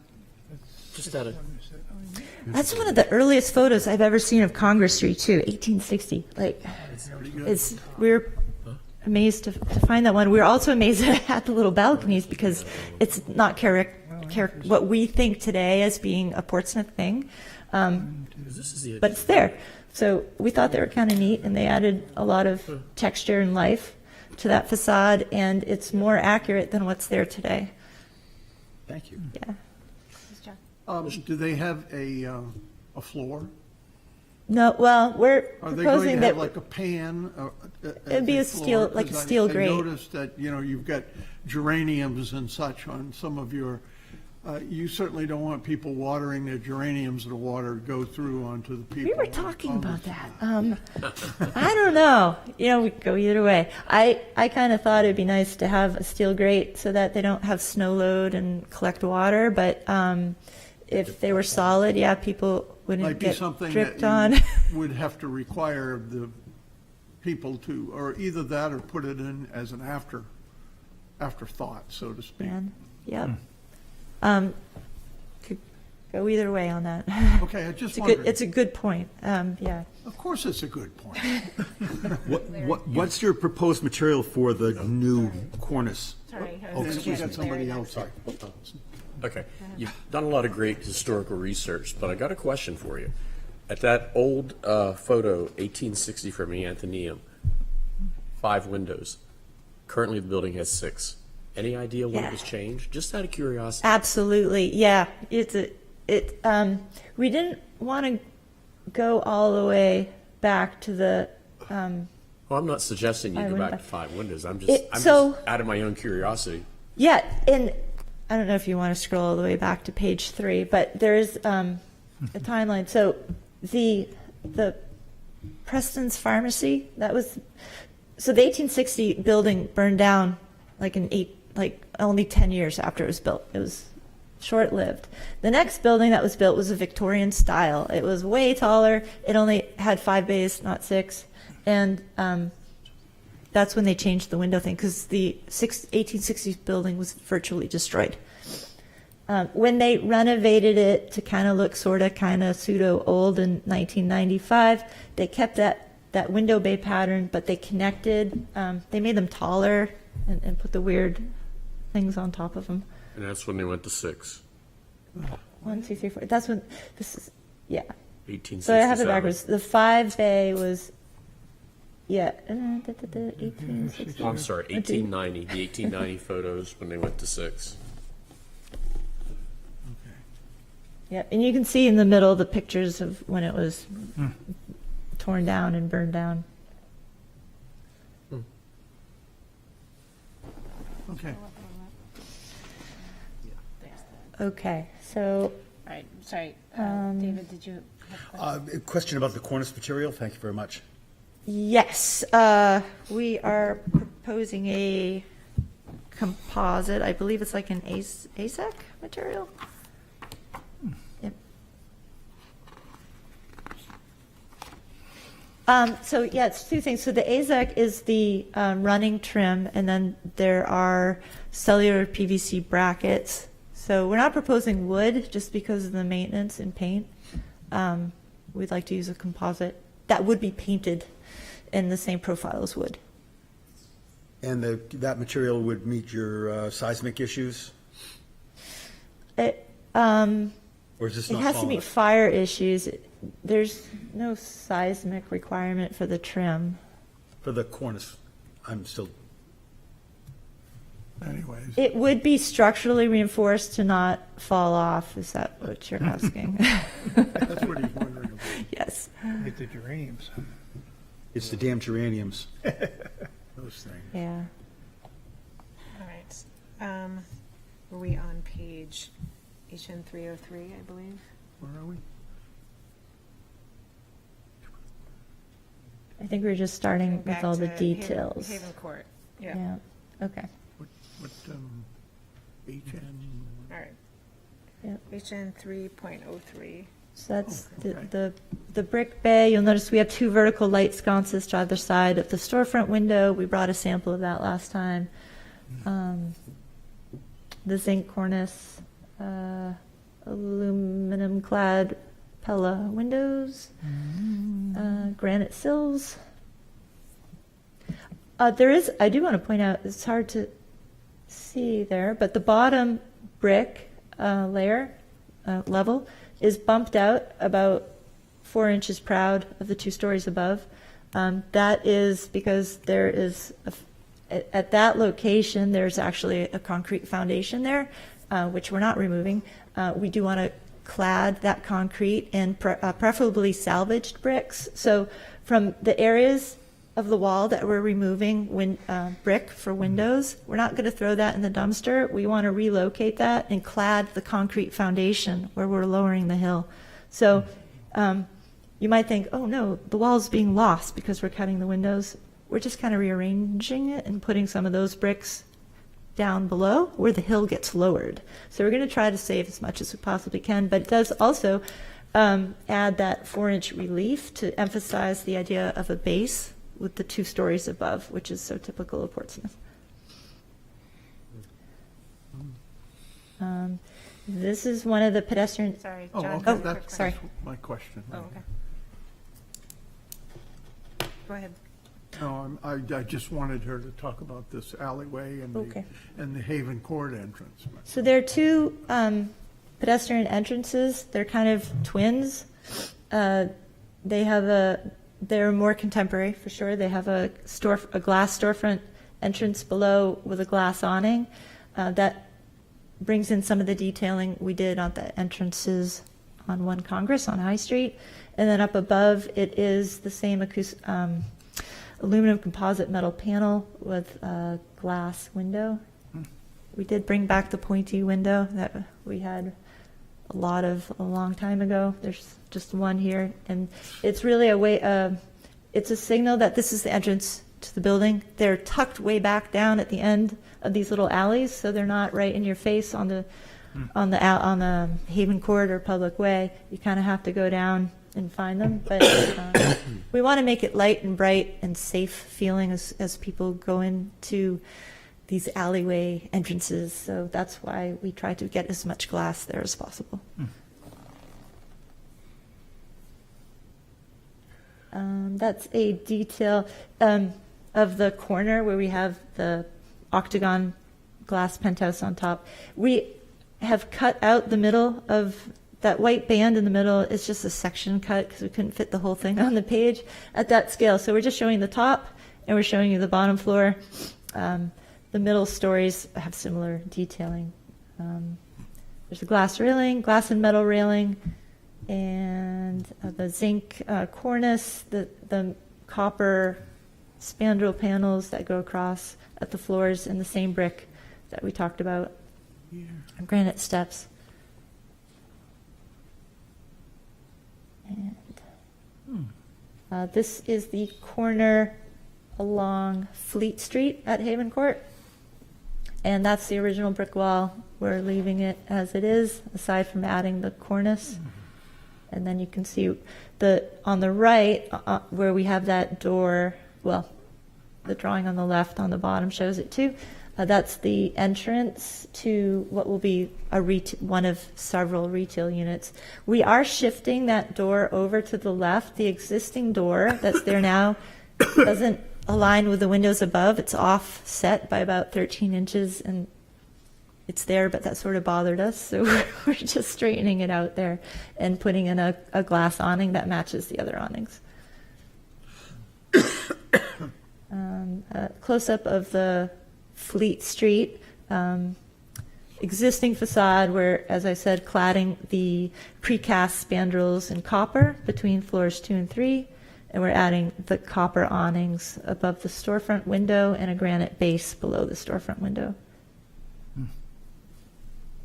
This is that little narrow back alley, the south alley we call it. The balconies you can see are recessed with an angle. So on the upper right 3D drawing, you can see the balcony wall is kind of angled out. That's so that those windows have a little bit of a better view down the alley towards the sunset to the west, and they're not just looking straight across at the blank wall of the building across the alley. The same copper detailing across the spandrel. And then some 3D views, the before and afters. This is from Fleet Street, looking, Gillies is on the left and looking up the alley. From the other direction, this is from the end of High Street where it meets Ladd and Haven Court at the parking garage. So looking on in the foreground on the left is the One Congress building. We are, and in the very foreground it says previously approved, but after you get past the garage door, that's where we start to cut the hill down. So it's the same materials and details as previously approved, it's just the grade is a little bit lower, so you see a little bit more of that. Isaac, could you stop for a moment and go back to that one? So, Tracy, the problem I'm wrestling with this project is the bay window, the bump out facade across from Gillies. And my excitement in the original project that takes over the parking lot of the Metro that's there today, what I loved about that is that the style seemed to transition quite well from the Opera House and the more ornate surrounding properties on that corner with Congress Street. And as you moved back towards the more modern garage, you've made a transition, and it was a lovely transition, and you can see it here in this left-hand side of this. And then you go down Haven Court, and you're coming up onto what is now a very utilitarian industrial building. And when you go around the corner in Fleet Street, you've kept, to a large extent, that sort of industrial feel. The fenestration is different. So I'm still struggling with what's going on with the Haven Court part of the Newbury building. It's neither industrial like its neighbor around the corner. It's not modern like the garage or any of those buildings. And it's, to me, more ornate and completely different than the building that you're building, the other new building, right? So help me with the difference. This one facade just seems to me to be completely out of the context of how you've arranged the rest of the project and the parts of the project or parts of the building that you've chosen to remain relatively the same, and with what's sitting across. There's a lot of pieces to this project for sure. So we're bringing in some of the materials from One Congress to the 15 Congress facade, but we're not trying to recreate or replicate the proportions or the texture or form of that facade. We did make some changes based on those concerns from last time. So we have the 2-story copper bay. I do want to point out that they break the cornice line. That's like revolutionary. A historic copper bay person would never build it like that. If you look at Newbury Street in Boston or Beacon Hill, the bay windows are subservient to the cornice. We're not doing that here. We're trying to elevate them up, and below that, additionally, it's all glass. You don't get granite until you hit the steps. So they're floating. They have this sense that they're floating up to allow light and pedestrians to float below them. It's kind of the opposite of what you might find in Beacon Hill, where you have a heavy base and they're constrained by a cornice on top, so they're captive. They're set free here. Then we turned the corner on Fleet Street, and we made changes to Fleet Street rather than to just flatten out. We thought that was really important for the entire mission of the project, which is to create an inviting, friendly, safe pedestrian way, to make it feel residential. That's a key aspect in making people feel safe. They think people maybe are watching them as they're in the alley. It's safe. The industrial punched windows, we feel, doesn't create that level of safety and welcoming. It feels just a little bit more hostile, especially when paired across from the parking garage. It just seems oppressive. So this was our way to make it more friendly and safe feeling. So to not throw away the baby with the bathwater, we said, well, what can we do to Fleet Street to tie it in together more?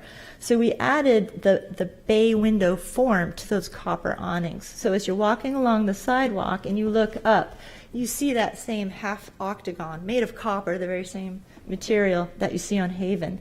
They don't go up the full height of the building, and they don't break the cornice. But if you look above those, the existing second and third floor windows are connected in vertical bays, the same exact proportion of the copper bays going up Haven. So we think they relate really well. And then to even super emphasize it, we took the same spandrel detailing on the copper bays, and we're covering the precast spandrels on Fleet Street. So again, they match.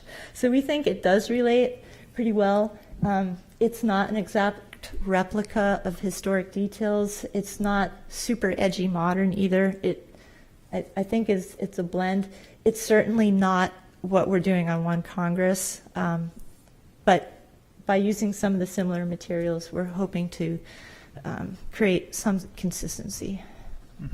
So, Isaac, if you would go down or up, I'd like to see the picture. No, other way. Yeah. Okay.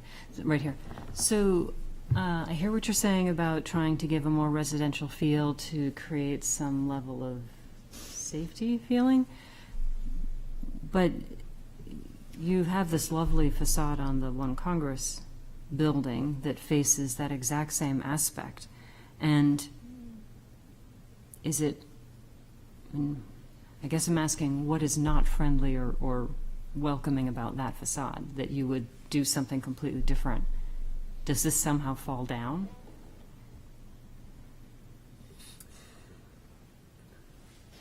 Well, I don't think we would want to do the same building going all the way down. It's a different building. It was built at a different time. The One Congress is a brand new building, and we were telling kind of a different story with that building to relate it to the One Congress, the kind of Victorian style.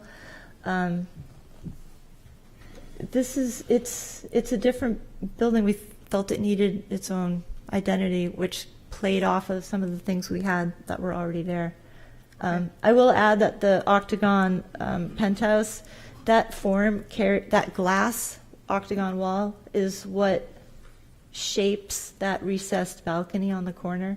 Again, drawing your eye kind of up with the transparency. Thank you, Tracy. Yep. Keep going unless there are any other questions. Yep. Continue. Yep. That's the twin, the little twin of the South Alley pedestrian entrance. And Congress Street, the changes I mentioned, changes to the proportions, primarily the added elements to the storefront surround at street level. That's Haven Court on the left, the existing condition with the dumpsters and whatnot, and on the right is the entrance. That would be for the residents of the 15 Congress building. These are the windows, aluminum-clad wood by Pella Architectural Series, simulated divided light, the various sizes. The storefronts are aluminum Conair Trifab Series, the same that was approved for One Congress. They would be painted to match the Pella windows. That's the materials schedule, as we've just discussed. And the Pella windows, these are just the product details. The next page is the skylight on that penthouse. It's an octagon. It is painted steel with glass. It will sit on a solid collar, which then sits on the walls. And this is the storefront. And the Alucobon aluminum clad soffit material. I'm trying to remember where that is. Oh, it's on the penthouse, the rooftop penthouse. The copper bay has mill finish copper. It will weather naturally. There's a tiny bit of slate roofing on the copper bays, which is natural slate, Vermont slate, gray-green. And then below, the 5 pictures of brick, that's existing. There are 5 different bricks on this building. Where we are removing windows and infilling them, we will infill with salvaged brick from that same wall, so it matches. The bottom left are the 2 granites that I mentioned, the Carolina Coral and the Autumn Pink, which is more of a brown. It's called pink. The glass railings up on the rooftop of J.J. Newberry's, they are set behind the cornice by a couple of feet, so you could see in the renderings, you don't really see them from the street. The walls, the light sconce, the vertical glass prism is up on the upper right. Okay, that was it for 15 Congress, and I'll probably discuss that. Good point for questions. Yeah.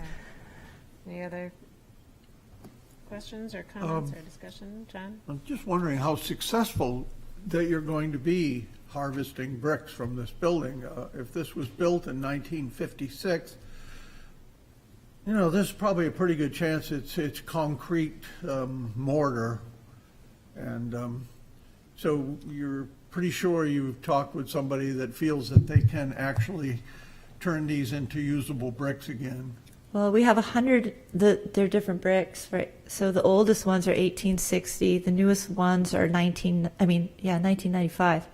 But you intend to use the ones on the Haven Court, right? And those are also of different eras. So They on are? Haven Court, there's a slight bend in the wall. Yeah. It's like 2 degrees. And at that point, inside the building, it's this 2-foot brick wall that goes straight to Congress Street. And this was what we discovered by doing those little Sanborn diagrams. The building on the right came first, or second, came first. They were built at different times, and they have different bricks. That's all right. They're old. Some of them, those bricks on Haven Court are actually in pretty good shape. The bricks on that little south alley are the worst. I don't have much faith we're going to save those. Okay. We'll try. Yeah, and do you have lighting planned for the copper canopies on High Street over the windows, or are those just awnings? Those are, On the Fleet Street copper canopies? isn't it High Street? Am I got the wrong street? I think it's Fleet Street. Fleet. On the existing, No, but we should. I didn't mean to Forgot suggest that, I was just wondering. Open that one, huh? Yeah, that's a can of worms. I was just wondering. We if do you- show some of the wall sconces on the building on Fleet Street, High Street. but we haven't thought about any uplighting there. It could be that the light from the retail storefronts is enough. If we want to add lights, we will come back. I'm just not familiar with copper awnings? They're brand new. We invented them, but they are the same material. They're just mill copper, and as I said, they're the same half octagon form to relate to the bay windows. Yes, Martin? I want to thank you for keeping the sign. Just got to get this off my chest. I wanted to see that sign turning the corner on the Fleet and seeing that sign, and then seeing the wall and what you've done to it, and it all married together. Wonderful. You kept the old, you got the new. It's not going to happen. I can live with it. I don't think that the whole project has to be one language all the way from corner to corner. I don't. I think it's better that it's not. It's just my opinion, but I think the fact that it breaks up a little bit is probably a positive thing. There's a lot happening here. I do think you're going to have tremendous trouble with the brickwork in the alleyway. It's got to be bearing. And I think you're making it very difficult for yourself, and I won't be surprised if you guys come back and we have another discussion about what's going to happen there. Good luck to you, But basically, I think this, I've always said this is a very good project. But, my hang up with the sign, I'm going to get over it someday. But thank you for retaining it. Yes, Leo? I'm just going to echo what Martin said, because whether I was voting or not, for me, without the Newberry sign, it was a no-go. So you saved it, you relocated it, and I think it'll look good in that position. So, and I even, in the work session last time, was sitting there and I was like, all right, now sometimes they were horizontal, and then I found where Newberry's had vertical signs too, but you saved it, we're good, I'm happy, thank you.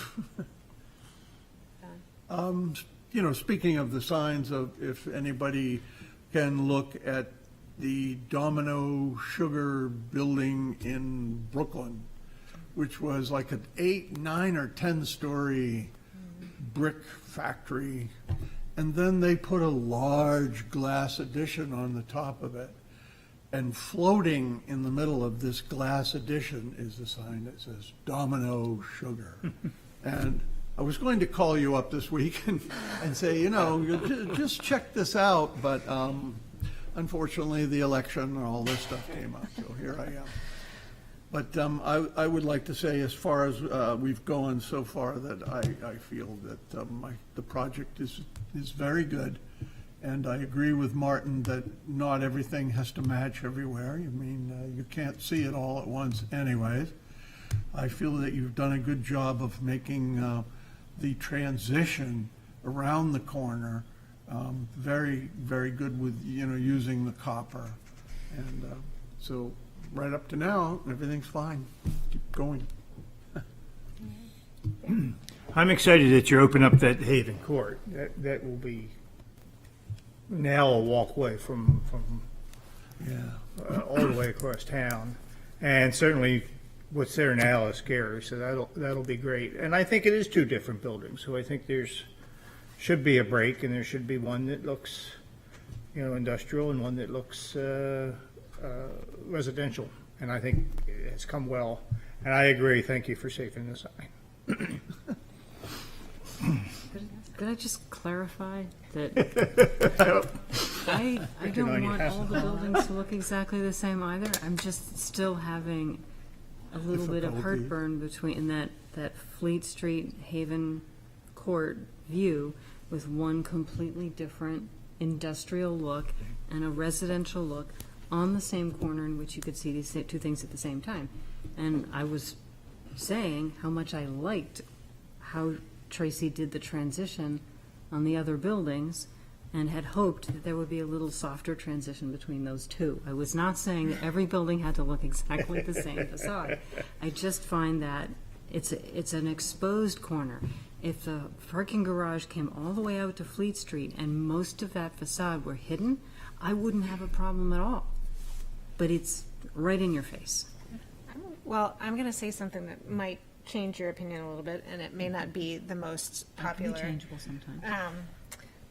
First of all, I do appreciate that Fleet Street wall was simplified a lot more from what you had before, and I think that works where you have it simplified, but also speaking the same language in terms of the spandrels and trim and all that stuff on the Fleet Street side from Haven Court is what I meant to say.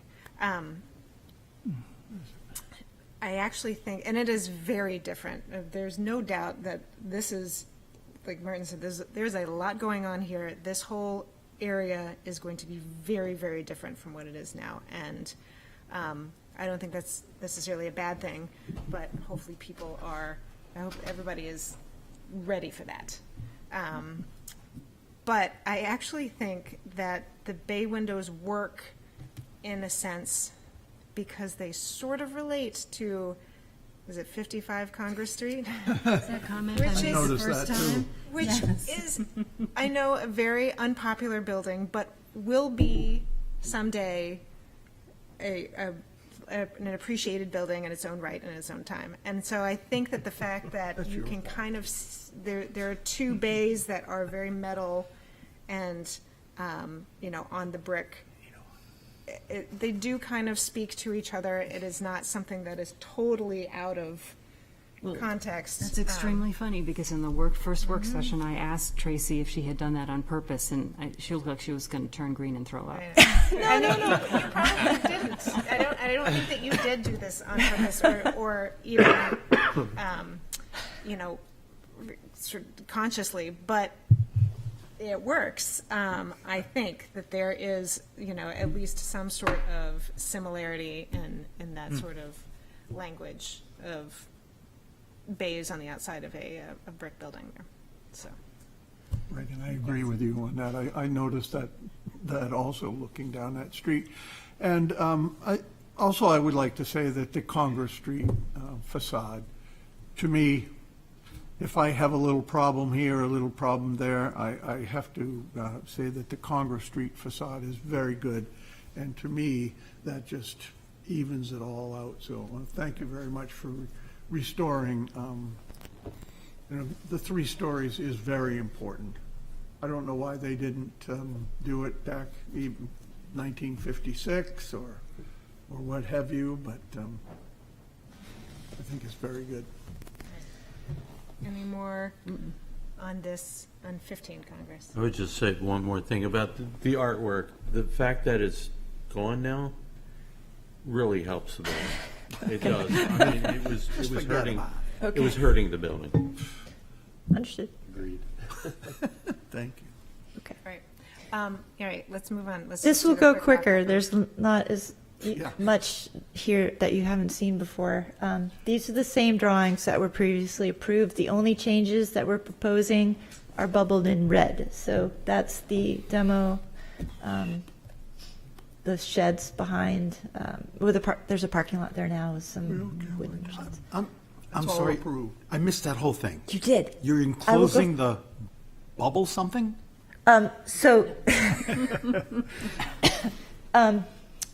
Where to begin? This is the existing condition. To the right is Congress Street. To the left is Haven Court. And the dashed lines in the middle are those kind of 1- and 2-story wooden additions on the backs of the bricks buildings. Those are proposed to be removed. That's all gone by, Yeah, though. no changes. That was previously approved. We've already approved that, right? Yes. Yes, yeah. Yeah, just show us the changes. Do you want me to scroll down until we see the red bubble Yes. changes? Yeah. Where's the red bubbles? Okay. Red bubbles. The red bubbles. Oh, you were confused. It's a stuck on the red calligraphy bubbles. word. Sorry. I'm not up on calligraphy. Revision clouds is the proper term. Okay, so the red revision cloud on the bottom, that little swath. In the previously approved design, that was an alleyway.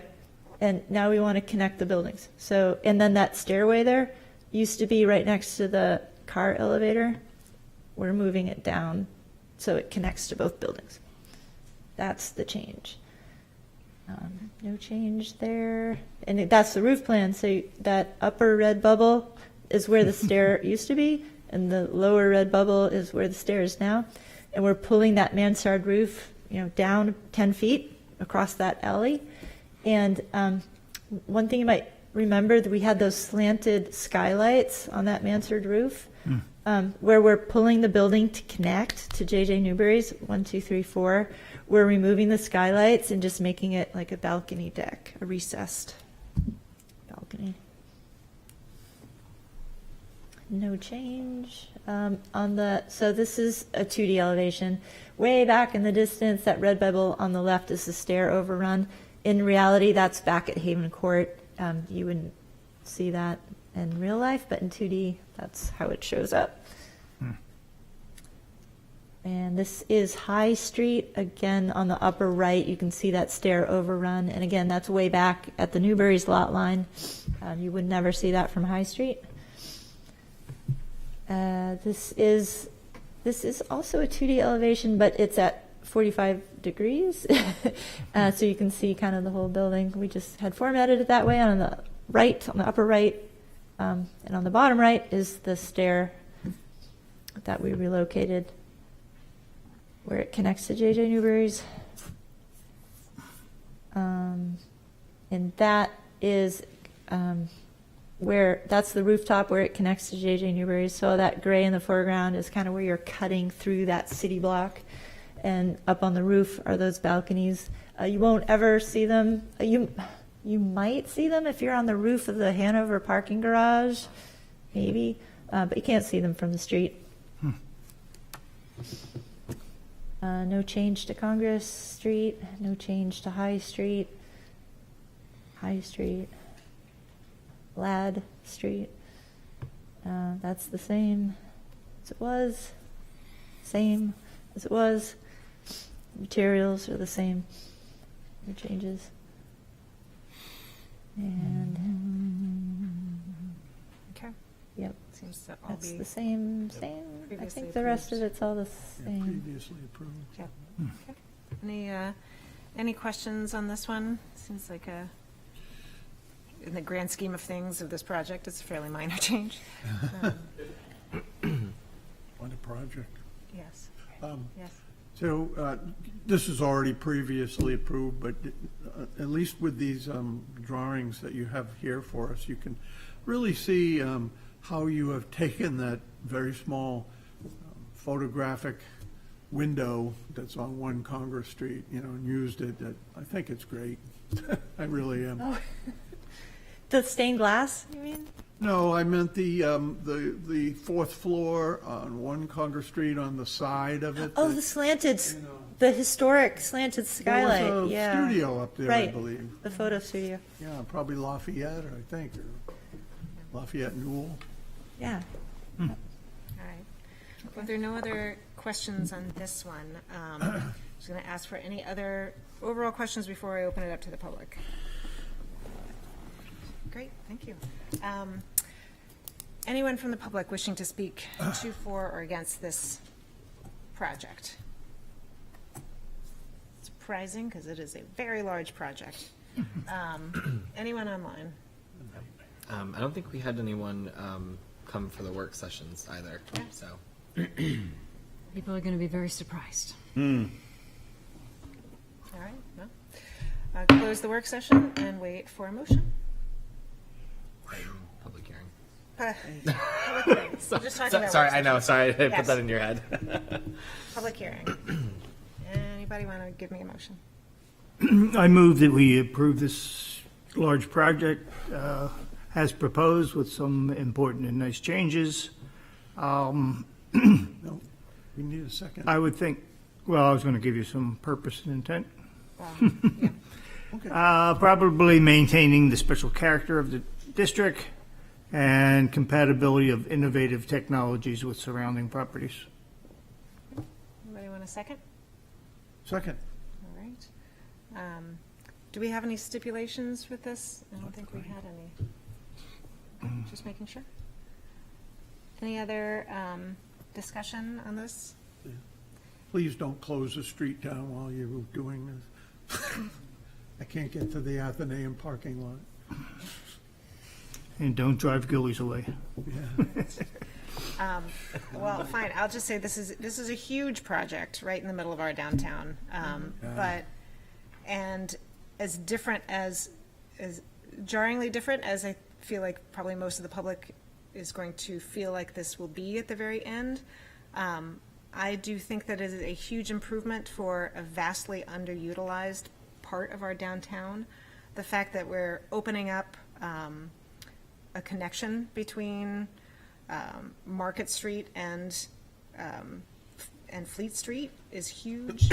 And I appreciate the fact that there's so much thought and effort put into the design of that to make it as pedestrian friendly as possible and to really enliven that back area is just a huge benefit to the city and to our district. So, done. And there again, I want to thank you for the renovation of 1 Congress Street and the building next to it also. When I look at this, the modern, obviously modern design, I start thinking about the time frame and where we're at now and when the construction's actually going to begin and when this building will be finished. And we're probably looking at 28, 29, who knows, you know, maybe even 2030. All of a sudden, we're starting to get into mid-century. So when you look back at the mid-century 1940s and 50s, all of a sudden, that's what this is. So, you know, it's not 1980 anymore. Very true. All right. Profound, huh? All those in favor? Aye. Any opposed? No, I'm going to be convinced. Chair votes aye. Thank you very much. Good luck with all the construction. Everything. Before you go too far, I want to say that was down looking at the wall at the Treadwell today, and you people you've scored. You've done a wonderful job of sticking with what you said you would do, and the leaning into that commitment in a big, heavy way. The guys there are laughing with themselves over how to arrange each stone. They're all running around with maps and photographs in their hands. It's a joy to see, and it looks great. Thank you very much. Thank You're you. here. Would you like to join us at 1 o'clock tomorrow to tell Vincent Hayes that? Thank you. Okay. What do we got? One more? All right, number 2, petition of Catherine Ann Bradford Revocable Trust 2020, owner, for property located at 170 to 172 Gates Street, wherein permission is requested to allow exterior renovations on an existing structure, rebuild the existing garage, remove 1-story rear L, relocate right side entry door with roof covering, replace windows and doors and siding, as per plans on file in the planning department. Said property is shown on Assessor Map 103 as Lot 19 and lies within the General Residence B and Historic Districts. Madam Chair, I'm going to recuse myself because I got a tag on this one. Okay. All right. Good evening, Ann Whitney, architect for the project. Just starting with that drawing, you can see Gate Street, and there's a little existing garage, which I have some better drawings of. We're going to be rebuilding and reworking the grading around that. There's a little 1-story, which is in the photograph, L that was put on, I don't know when, that has bathroom. They're going to just be taking that off. And then switching an entry around the corner. There'll be a little entry roof off the driveway side.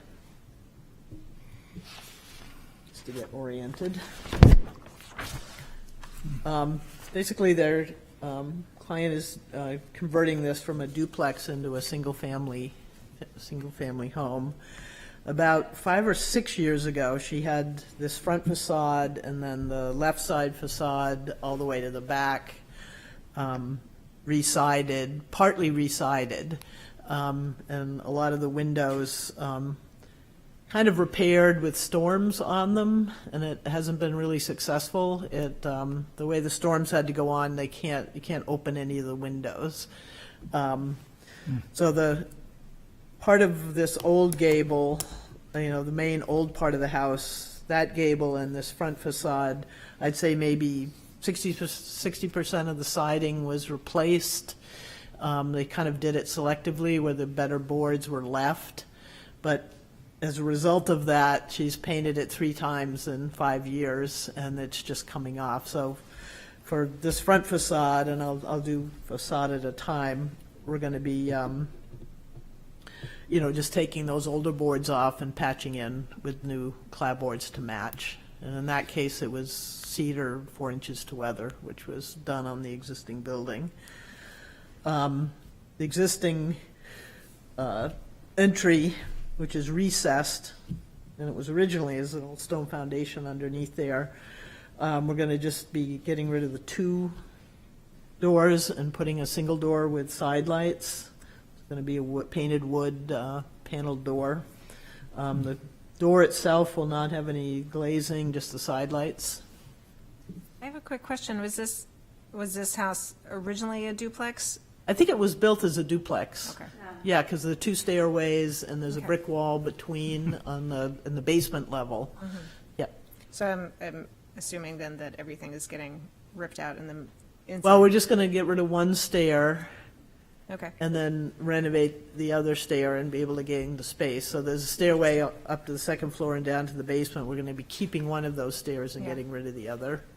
Create a little more, it's very narrow hallways when you get in there. That was just curiosity. We have no purview on interior. Yep. That's okay. And so I'm just going to, it's in pretty good shape. There's going to be some repair, but in looking with the measurements, I can fit this new single door with side lights arrangement within you can see the existing trim that was on the house without having to remove any of that. The new door will be slightly less wide, so it'll just be an infill trim on either side of that.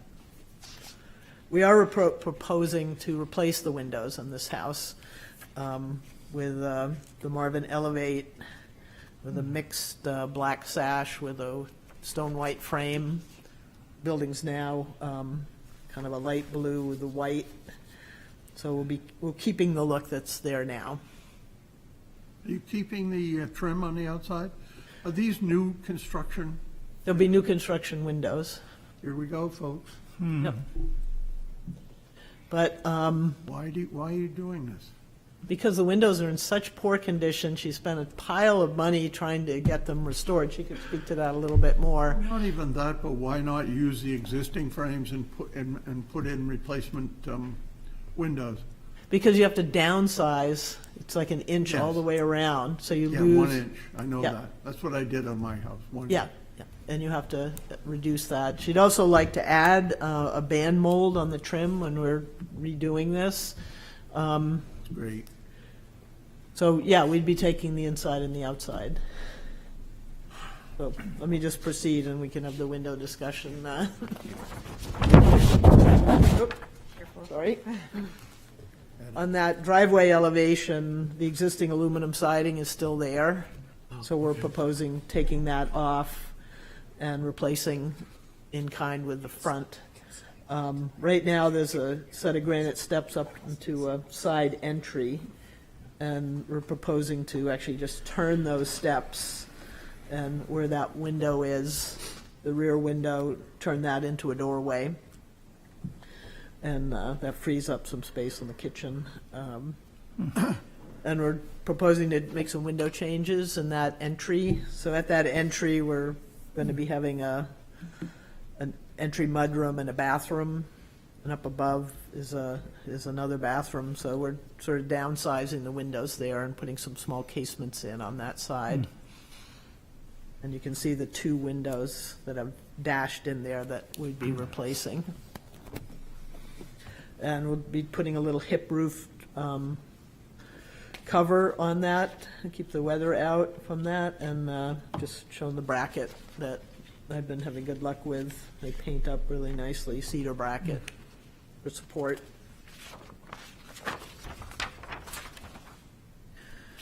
The rear elevation, again, we're removing that little 1-story bump out. On On the left-hand side, you can see another one of the bathroom windows, and then that door with the hip roof over it. On the other side, when she was doing those other renovations, she bought a new door. There's a similar door, 15 Light, on this side, which you'll see, but she bought two of them. So she has that door, it's a Marvin-clad 15 Light door, and she'd like to use that door that she bought for that, not in the different location, but the same door. So the rear elevation, I have a little picture from Marcy Street. You can just see some of the upper level windows. Sort of opening that up a bit in the back. 3 casements in the kitchen area. The window above that is an existing, and then we're doing some new windows there's a tiny, 2 small now kitchen windows, and then there's just a single window above. We're kind of doing that as a triple and a double on that rear elevation, looking out into the garden. On the right side, where the existing building's wider, those are just replacement windows.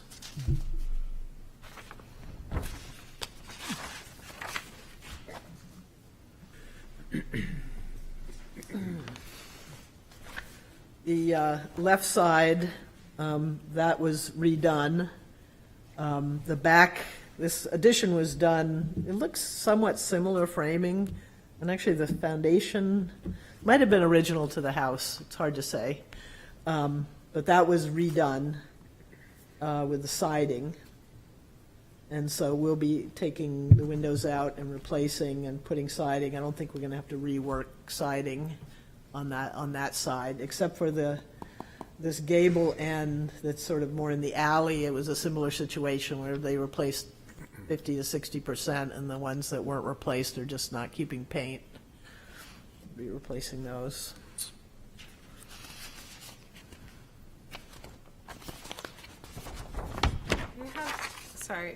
Do you have an idea of how, obviously if the boards are not holding their paint, there's some sort of moisture problem coming in from the back, inside the wall or something like that? Generally, it's when you haven't back primed. Yeah. And also now, if we were, the new stuff where we probably will be taking off the clapboards, we'll be putting a rain screen or a vapor barrier, but basically the warm air from the house will be coming in, and just the moisture will come through the wall, and if the clapboard isn't back primed, then it just moves through and then pulls the moisture just runs through the wood and pulls the paint off, so it just comes off in big sheets.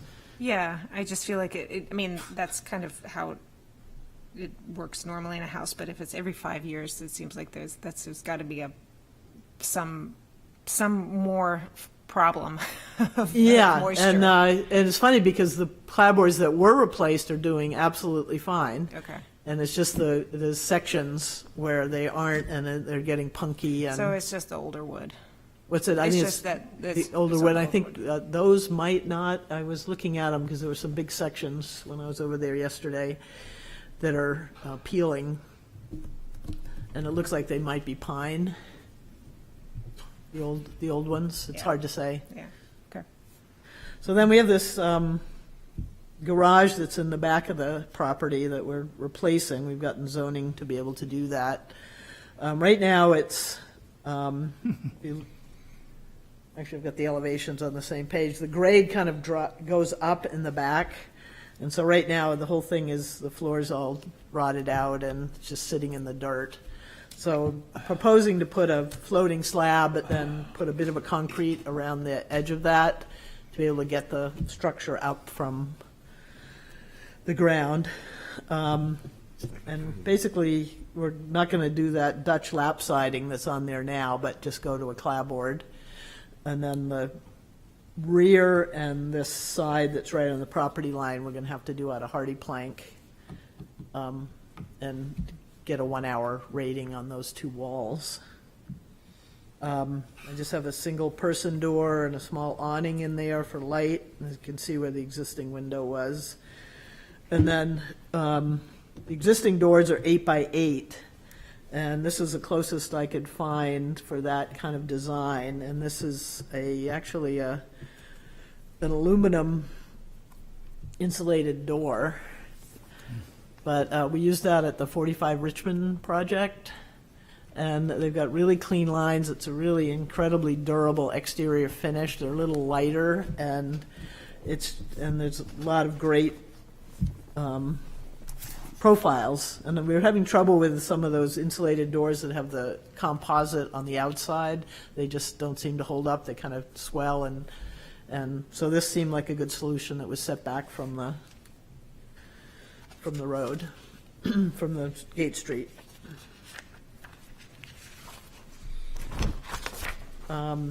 Just some sheet with windows and doors. And I'd put the.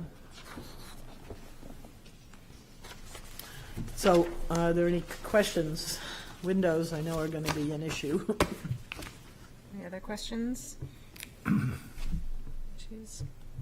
One question I have, I noticed when I was looking at the packet, they had on the staff report a rating of historic district rating C, and I've never run into that before. Is that That means Contributing. what's that? Contributing. Contributing. So it's a contributing building to. The historic district. Yes. Okay, I didn't know whether there was like it's a rating system though. No, yeah. No, why did they call it rating then? It was just funny. I'd never picked up on that. We either have it's either a focal building, a contributing, or a non-contributing. Oh, so okay. you'll see F, C, or NC. Okay, Yeah. great. Or if it's not on the survey, I won't have it listed. Okay. Yeah, any other questions or comments Question. on this? Yeah. Yeah, is the front door painted? Yes, Okay, as the side lights are painted also? they'll be painted also. Yeah. I just find it bright, and they're set back, but I think Certainly, it yeah. would be more appropriate to have them painted. I didn't notice, is there a grill on those? What's that? On those side lights? Are they, Oh, no, it's just a single pane. Because the house is 2/2s, and I didn't put any SDLs in I the, think 2/2s are appropriate for that house? that's what's on there now. That's, That's what's on the house now for the windows. I understand that. And And that's what then- you want? You want 2/2 windows on that house? Yeah, It just seems to me it's probably an 1810, 1820 house. yeah, it's got more, 6/6 windows, and then they were replaced, in the late 19th century. could have been, although it's have been. not much of a timber frame. It's all rough sawn. So that would No. probably be late 1800s or, Well, let's not jump that far. yeah. Doesn't look like a late 1800s Mm-hmm. house. Okay, that's my question. Currently now, the doors have, it's hard to see in this photograph because it's so dark. They have two glazed panels on the upper, and they're just single light. Yeah. All right. Anything else? You have aluminum siding on the facade where you're providing new windows. Yes. Any sense of what's under that? It's probably what they uncovered when she did it like 5 years ago. Old clapboards. Okay. Yeah. Anything- And then I think what we'd like to do is replace it, because what she did on the front and the other side, she had issues where she just replaced the really bad clapboards, and then now, 5 years later, you can't keep paint on and this way we can actually insulate the wall a little better from the outside and get a,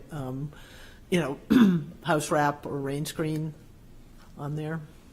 So you're going to remove the aluminum, remove the wood, Yep. and you're going to be on plank sheathing probably. What's that? We'll just replace sheathing as needed. Okay. Yeah. All right. Just with, pine, whichever was there, yeah. So I think in that case, with the new window penetrations, the new, you're going to cover up any kind of Yes. sins that. Yep. Yeah. All right. Thank you. All right. If there are no other questions or issues, I'll open it up to the public. Anyone from the public wishing to speak to, for, or against this application? All right, seeing no one rise, and I'm assuming no one's online, close the public hearing and wait for a motion on this.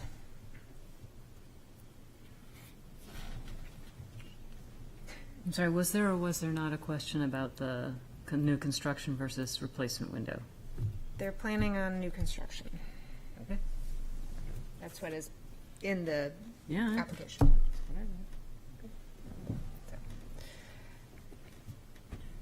Still need a motion. I'll make a motion to approve as presented. I will second.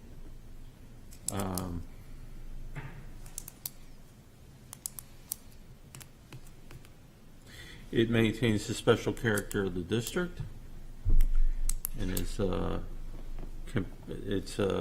compatible with the design of surrounding properties. I'll agree with that. Any other discussion? I can't agree with this project, so definitely have a problem with it. I'm afraid that we're doing it again, that this is, when they say patch and repair even, it's not going to be, it's all going to be brand-new siding again. And the fact that this is a contributing property right on Gate Street. Yeah, well, it is all wood siding and replacement. All right. I have no problem with the 2/2 windows. I know that they probably are not the original Yeah, for thank this you for building. bringing those up too. I have a problem But- with the 2/2 window. But I also see that they're historically appropriate too, because they were put in and have been there for a very long time, and 2/2s are from a, specific time in its history, so I don't have a problem with that either, but. Okay. All right, well, all those in favor? Aye. Aye. Any opposed? Aye. Chair votes aye. Thank you, and good luck. Please be sure to bring back any changes that might come up. Anything changes, please let us know. Thank you. All right, let's do one more and then maybe take a break. All right, number 3 is the petition of Nobles Island Condominium Association, owner, and Mark Schwanbeck, applicant for property located at 500 Market Street, wherein permission is requested to allow exterior renovations to existing structures, blanket approval for the replacement of the residential solariums, as per plans on file in the Planning Department. Said property is shown on Assessor Map 120 as Lot 2 and lies within the Character District 4L1 and Historic Districts. Hi. Good evening. So I hope this goes short and sweet. I only have 4 pages to present, and I know it's late. Please introduce yourself. Yeah, just introduce yourself for the record, Sure. please. Mark Schwanbeck, president of the Nobles Island Condo Association. Great, thank you. So I'm here on behalf of the board and residents to propose or request blanket approval of this previously approved spec. It was a replacement for the existing solarium that was, if you just scroll down a little bit, you can see one more. Oh. Exterior. Yeah, there's going to be a. There we go. Yep. So you want to zoom in a little bit. So on the right side, that's, I know we're talking about the 80s, so that was, 83, the original solarium there. That is unit 14L, and in 14R, that's the new installed solarium. So it's essentially the same thing without that horizontal crossbar, and that was a decision, you have a nice view, we want to remove that crossbar. And this, obviously received board approval before it went before you guys, and that's really the gist of it. So it's a in-kind replacement. I, stepped over to kind of look at it from inside and out, and it really looks nice. They're not cheap, so this is something that the board decided would be a good idea to do. especially since, you know, it's a big undertaking. So if we can eliminate one step of approval, then it's just building permits. So if you go, you know, further up to the beginning, that spec was a company, Sunspace Design, and I think they did great work. And that's what the Nobles Island Board has chosen for the spec. And, you know, any resident that's looking to replace, we encourage them to use this spec. We want everything to look as, you know, not only in kind for the historical district, but our condo complex. And that's pretty much it. All right, great, thank you. Any questions? No, this is good. Perfect. No, I think it's great, as long as the new one is working well and not leaking or doing anything that the, Give it a couple existing ones years, are? but I think, you know, there's definitely some residents that have, you know, mentioned leaking. They'll try to patch and replace, and it never works, because once you start messing with the flashing, it's kind of downhill from there. Right. One thing I will say, I was asked by an existing board member who was, I think before you guys, many, many years ago, there was a request to put in like a skylight option. So you can basically bump, like if you go to the top, this, it wasn't installed here, or excuse me, scroll down a bit. Yep. So where you're looking up, those aren't skylights, like there's no option to open them. There was somebody many, many years ago who got approval to put in like a window that actually opens. And I was asked to present that question to see if we can continue with That'll that. leak. That'll leak. You're going backwards. Okay, Yeah. so perhaps consideration if somebody were to, you know, come before you guys again, but that's pretty much. I think in terms of compatibility with the district is fine. This is not a, what is this rating? This has got to be NC. non-contributing. I don't really know. This one I don't believe is actually in the Yes, survey, not because in- it was built in, I think, 85, if my memory serves me National correctly. Register District, if it were, it would be non-contributing. Right, sure. Whether it leaks or not is Do you? your business. Okay. So what you're saying is we're off the hook because we're outside. No. Okay. You are still in the district. I have to say, I do appreciate the fact you're coming in as a blanket approval, because that simplifies everything for everyone and allows the community, your small community, to maintain a characteristic thing, while it's not like the rest of town. You're very unique little island of architecture there, and I appreciate that. I also think that this design that you've got, fits in fairly well with the simple design, the simple lines of much of your condo associations. I certainly appreciate this. Great. If there are no other questions, I will open it up to the public for comment. If there's anyone from the public wishing to speak to, for, or against this. I don't see anybody, no one else. All right, I will close the public hearing and wait for a motion. Okay, I will make a motion to approve as presented. Second.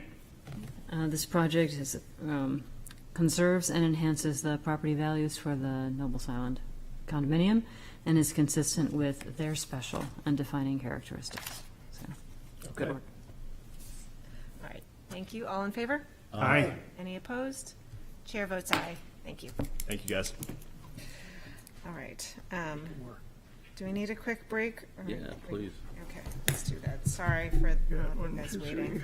All right, just a quick 5-minute break.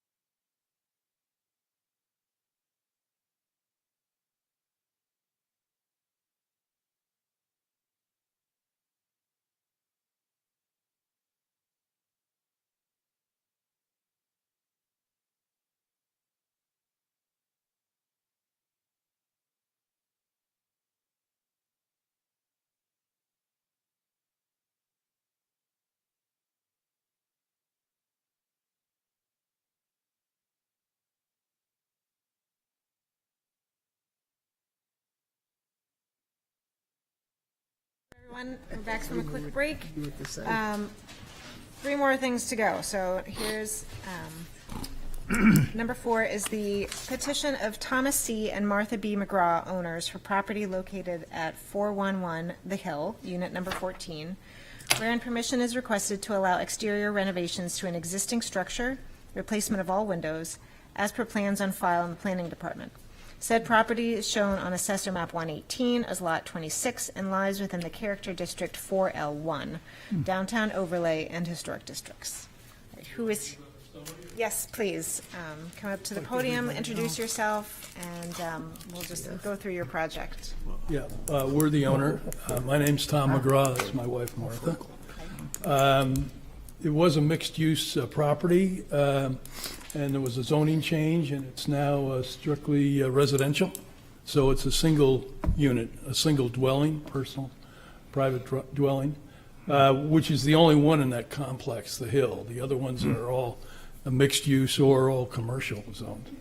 But we are a member of the condo association, even though it's a private residence. We recently bought and also relocated there. And it was renovated extensively, on particularly the interior, because it had the mixed use. And was finished for the most part, but there were some things that needed to be done. One of which we knew beforehand, but it came to us quickly in the way of a further emphasis, was the need for replacement windows. The windows have been there. This is an estimate, but it's consensus of opinion of several people from Pella, as well as myself. We've been involved in window replacements before in other buildings. I guesstimate approximate 50 years plus windows, and they're in sad shape, to be candid. There's really no R factor to speak of, although we haven't really had an experience this winter yet, but there is really no R factor to speak of for insulation. And the storms don't really work, and they can't be moved and up or down. And as a result, we've had a problem with a couple of baseboards where we've had to rip out interior.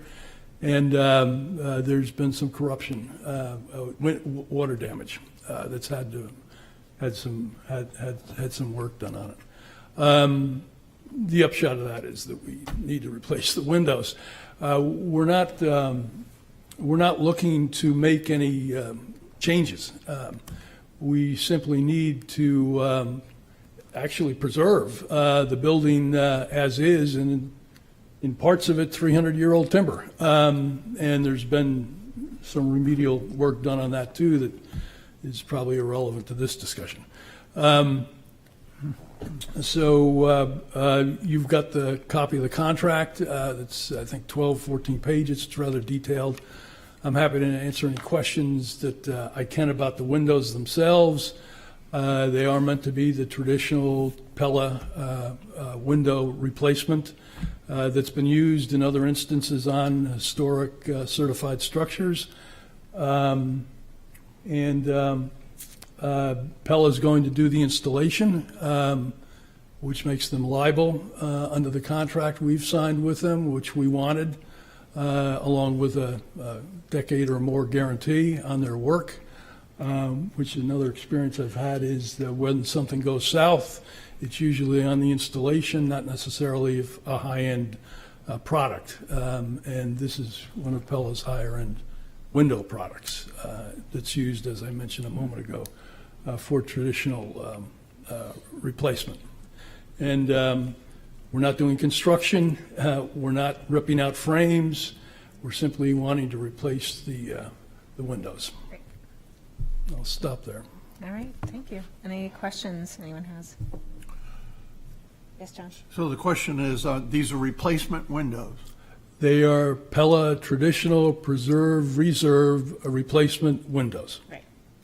Okay, and so the... I've actually got a brochure if you wanted to look at it. I think that might be handy, something else besides just your sizes here.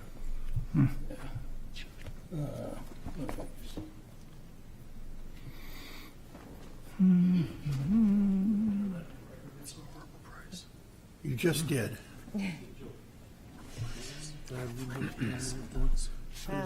I have a quick question while you're looking. Certainly, at that. go ahead. On the rear of the house, which I'm guessing is at the landing of the stairs, is a lovely arched window that looks to be actually one of the Palladian. originals. Yeah, the Palladian. Well, it's kind of Palladian, but yes. Yeah, It's, I'm assuming that I don't see that on the schedule, so I'm assuming you're not. The only replacing one that. that's not. Okay. Good observation. We've toyed with that. We've also had several different people from Pella come over, including their regional supervisor, look at that.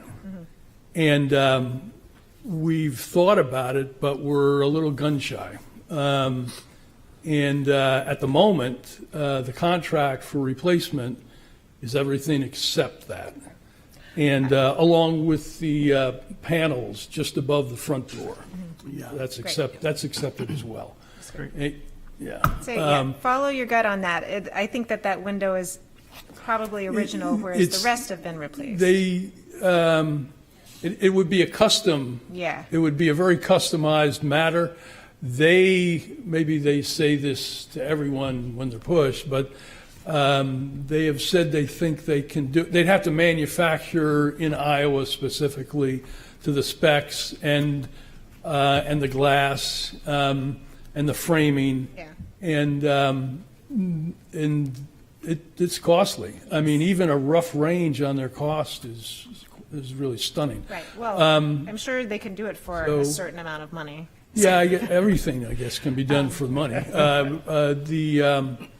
But it is significant. There's a large amount of glass there, and I mentioned R factors before, which is one of our drivers. There's really no insulation effectively now with the windows. You can look into Indo windows, which are interior storms that you just that you scribe it and they make one for you and you just pop it in and it works really well. It has an impact on the integrity, I'll call it. But yes, I agree. Sorry. Did you say Sorry, what I you did were? interrupt you. Did you say what you were going to do with the exterior storms? We're going to remove them. Completely and do away with them? Yes, correct. Very good, thank you. Right. Sorry, John. So I'm noticing you've got full screens there, and that's something that doesn't match our guidelines. So we have half screens. You can get half screens, or you could have some interior screens. They do have pull-down screens or whatever for the inside. But normally, we insist on half screens. Okay. Maybe if we could chat about that for a second. I understand what you're saying to me, but Screens. yeah, screens, half screens, full screens. And the contract does have full screens in there right now, and they're double hung, not single hung. And half screen sort of makes, to a degree, the double hung moot. If you just immediate observations around the hill and the 14 buildings that are on the hill, you were there, I think, earlier today, I was told.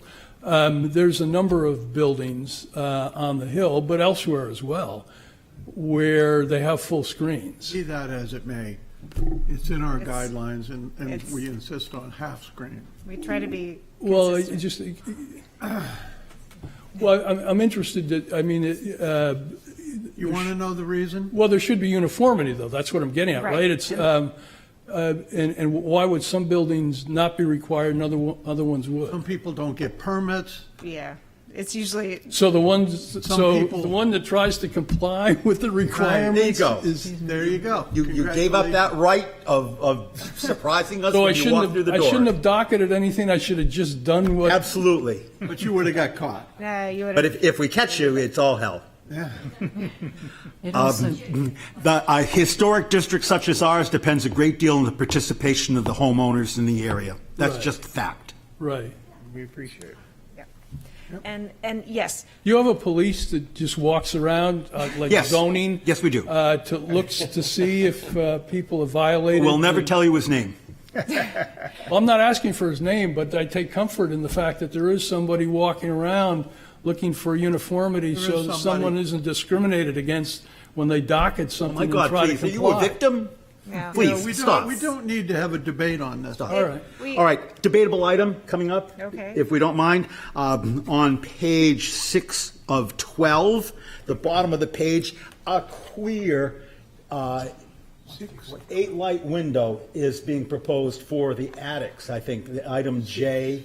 And there's no such thing certainly in the vernacular of the 18th century dwelling that you own. What this is a poor attempt at making a 4/2 sash, which was not a common sash in our town, but one that showed up regularly when sizes got small. And I think, really, if you really care about your building, you'll go to Mr. Pella and have him make an adjustment to that. Sir. Well, could you give me a little more color? So what do you, those are the two attic windows, Yes. correct? And What what's do this- you, what's drawn- rather than 4/4, That's correct. you're Yeah. suggesting what? They break a cardinal rule of 18th century sashes, where the Right. lights are always rectangular and vertical, rather than rectangular and horizontal. And by putting in an extra 2 lights of glass to make it an evenly divided double-hung sash, they've turned the lights sideways. So are you suggesting 2/2 or something? What are you? 4/2. 4/2. and it would just be matching exactly what's existing there now. So what's in the attic windows now is a larger 4-light sash over a little smaller 2-light sash. So it's just exactly that you just need to have them replicate exactly what's there now. Okay. Agreed. Do I have an ability to say I agree or not? Yes. I do. We do. Okay. Thank you. You're not the Always try, victim here. We are. Any other We questions? don't get paid. Did we answer your question about half screens? Yes. The reason is for visibility, so that you can see the beautiful new window that you've put in there, and it's not just a big blank. You approve. Right, but screened you deal a lot with Windows. I've been here for a Yes. couple hours listening to a lot about Windows. And Let me ask this question, please. Martha McGraw. So if we go with the half, well, we're going with the half screen, so if we decide in our discussion with Pella that it doesn't make sense to do the double hung, and we just go with single hung, do we need to come back? No, I mean, Okay. They you look the can, you same. can probably let us know in an administrative approval, just let Isaac know. Okay. But it won't change the appearance of the window at all. So- You know, No, right, thank you. interestingly enough, I did ask a couple of the guys who were over there one time from Pella, one of whom is involved in installation. He's on one of the crews that does installation. About on these traditional Pella reserves, about double hung and single hung, not necessarily anticipating the half screen, full screen, but thinking that it might come up. And he said that they don't actually even for this line, this reserved traditional replacement line, which is what they normally suggest for the historic structures. They don't even have a single hung version, which is sort of amazing to me, but given you all the requirement. But, Amazing considering the price you're paying for these windows, too. yeah. All right, any other questions for this? Nope. All right. Okay, anyone from the public wishing to speak to this application? See anyone there? No one's online. I'll close the hearing and wait for a motion. Okay, final question, so we can just go ahead and, We have to vote on it first, and then you'll get okay. it. So I have to wait for a motion, somebody? Maybe you should get his question out. Well, I think his question is, can we, can I move forward? Yes, Oh. but we have, that's what we have to vote. That's what we're trying to do. And then we'll give you the okay to move forward, so. All right. I'll make a motion to approve with the stipulation that we adjust the attic light. Mhm. We For the go two. with half screens. And that's the only real stipulations, I believe. Any second? I'll second. All right. All right. Quick finding of fact. It's compatible with it preserves the integrity of the district and is compatible with the design of the surrounding properties, regardless of what you've seen out there. Well, Let's go. Let's go. All right. I'm not seeing what you're seeing. all right. All in favor? Aye. Any opposed?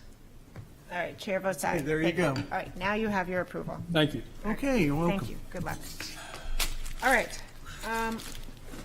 Last public hearing is the petition of Islington Street Properties LLC owner for property located at 369373 Islington Street, wherein permission is requested to allow exterior renovations to an existing structure, replace the siding and windows on the structure, and the installation of HVAC equipment, AC condensers, as per plans on file in the planning department. Said property is shown on assessor map as, oh, we missed those numbers, Isaac. But it is within the character district 4L2 and historic districts. It's okay, we'll get it in the minutes. Good.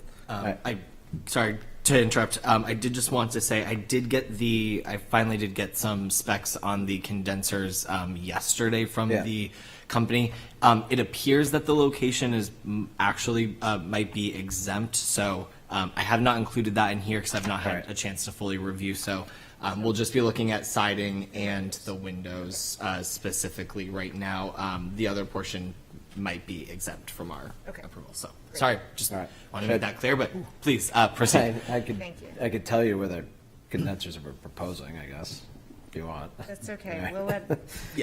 Scott Rafferty. I'm a condo owner, but I'm also representing the Islington Place Condo Association. A couple items. I'll start with the windows first.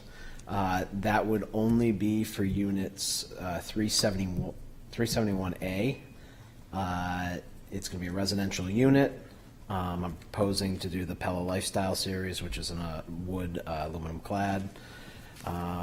White window and no grids.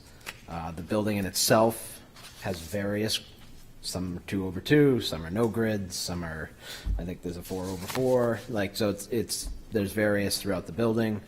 So that's what I'm proposing. I'm also proposing, so all of the windows in the, basically in the picture there would be stay the same size, except for the one that's on the far left. This is becoming a residential unit, so that window is actually a window over the kitchen sink, so it'd be about half the size of that. And then if you go down to the back, that window there, we're taking out, or hopefully taking out, and that's really because that's where we're trying to put the condenser, is right in that spot. So that's it. So it's just those windows. The I guess part two would be the siding. You've probably seen it, but yeah, the siding we're looking to replace with a LP Smart Side. We kind of went back and forth between vinyl and Hardy and vinyl. Yep.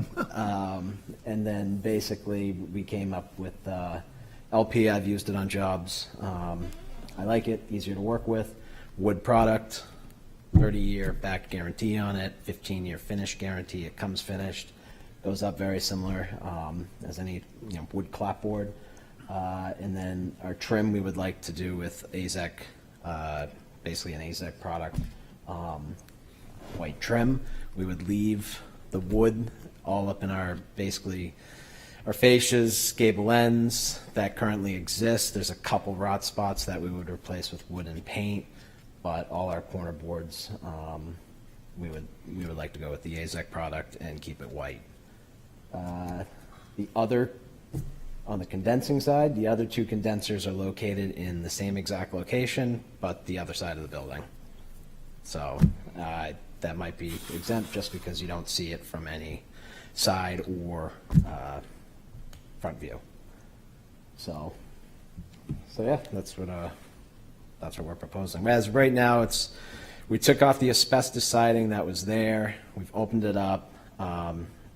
It'd be a pretty significant project to try to preserve that siding that's currently there, and that's why, as an association, we've decided to move forward in regards to putting up the LP Smart Set. I have some samples of it if you want to see it. This was emailed separately to So- just Of review.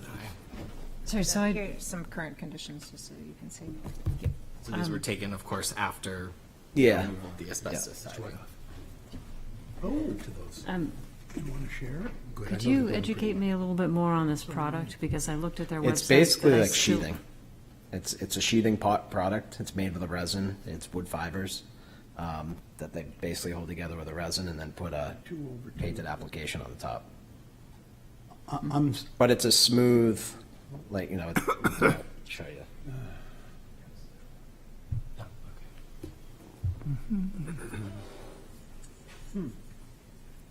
And this is, sir? I've lost it. This is the That's the LP Smart. siding. This is, they make a clapboard-like material out of this? Yep, it's a 6-inch clapboard material. How long a piece is? 16 footers. You can get it in a 6 or an 8, and it's applied. It's installed the same way. Paint all your cuts. Use your caulking as well. It's not beveled. Installation, this is not beveled, this is just a square piece of wood. No, not gonna And when you install this, you have to leave a 3/16-inch space in between each piece, and actually this up to any of the trim or anything, and then caulk that with 3/16 of some sort of caulking. It's painted. Does it come in anything other than textured? They have a cedar textured, basically, like an actual cedar grain that you'll see. So the answer is no, it all has texture. No, there's a smooth. That is the smooth. This is the smooth. Oh, okay. Yeah. That smooth? Can I see that? Yes. Yeah, it's definitely a more pronounced. The textured one is way more pronounced texture. That's the smooth. Okay. What's the advantage of this product over, It's cheap. Yeah. a Just trash. primed pine or a The product, it's basically supposed to be rot resistant more than any other wood product, insect resistant, and just the longevity of the product is supposed to be that of more of a hardy siding, concrete siding, than a normal wood siding. 5-year warranty, 50-year prorated warranty. I know nothing about this stuff, so. Yeah. Changing off the siding for a second, because I don't know where that's going to go. But you mentioned the AZAC product for the trim. Yeah, corner boards. What trim? Basically our corner boards. Anything else? Here's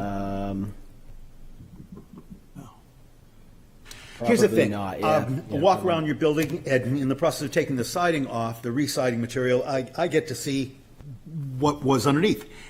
And my spider sense, I'm not a spider, but I play one on TV. My spider sense says that I'm looking at the original exterior cladding of the material of the building, the corner boards, the clapboards, the water table, the window casings. It all reads just like a complete piece. Yeah. And the water table, the boarding right at the very, very bottom of the building had a windowsill-like protrusion on it. You've probably seen this, Mr. Certainly Wyckoff. have. And it was in the way of the people that put the asbestos siding on. So they just snapped it out everywhere, leaving the corner board being about an inch from the water table. So what do you do there? We'd run it all the way down. So You'd run it all the way like down. That picture there, we'd run it all the way down. This is the side on the west side of the building where mysteriously the bottom 2 feet of clapboards are missing. And a rotted sill or something. You know, I thought sill replacement, but if you look a little bit tighter, you'll see that the actual old water table is still there underneath. And I can't imagine the people that put Homosote in as a filler wouldn't have torn the water table off to do the sill works. I still don't know why. Some of the sill is pretty rotted out. Yeah? Like, definitely the back of the house, you can go right through it. We would like to do, AZEK composite material throughout, and would like to do around the windows as well, just because they won't rot. So, so I'd like to ask for basically replace with the AZEK material. There's also on the entablature the wide board underneath the shelf at either gable end, way up. Yeah. Sort of like the attic floor. Yeah. There's a wide board going across. Again, we have this. There it is to look at. Yes. And they've knocked a molding off the bottom edge of that and one part way up. Yeah. Again, it was in the way of putting the asbestos siding on. Is that just going to be left like that? So basically, like on that, the gable end we're trying to keep as best as we can the same. If we'd have to replace, we'd replace that with wood. Any of the gable ends, any of the fascias would look to replace with wood. Any of the siding around the windows, corner boards, would look to do with the AZEK material. There's some areas that, and out front too, there's some, detailed, basically woodwork that we're trying to preserve if we could out in the front and keep it. Okay.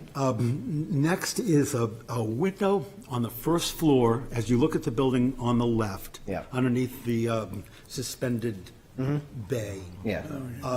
That at this point clearly looks like something was going too fast and slammed into the building. It's just kind of, it was pasted onto the building when it had its siding material on, so now it sets quite proud of that. What happens there? So if the siding comes off, the whole window would be replaced, done right. I think that it's a new construction window they've put over the clapboard siding. Sure, you can see the nailing fins on it. Yeah, that's what. So I would put it right to the sheathing, like normal. Yeah. But that window would be replaced anyway. That's one of the windows getting replaced. Okay, thank you very much. Thank you. Well, Mr. Adams, I distinctly remember when they put that window in there, it was quite shocking. I'll bet. I used to walk, of course, up and down Islington Street. Sure, And then pizza. all of a sudden, it was a Saturday, and there were two guys out there, and bam, here comes this vinyl window, just gets slammed in there. And they really didn't know what they were doing. Wow. It was probably 15, 20 years ago. I'm not really sure. But, Any All right. other? Thank you very much for your indulgence. But carrying on with that window, since there's nothing keying the window schedule to the building, so what, are you replacing that front window, the one we're talking about, with something exactly the same size, or are you shrinking it back down to what was there originally? I don't know what was there originally, so. Well, there's a header underneath, over the. There's no header inside. Somebody put something outside that's shy, it's shorter than. I mean, it's underneath the Oriole window? There's a. It's a slam bam, thank you, man. There's a leftover piece that looks like the header. Like I was planning on just replacing that window with the same size. Same size. Yeah. With two double molds. Two double hung.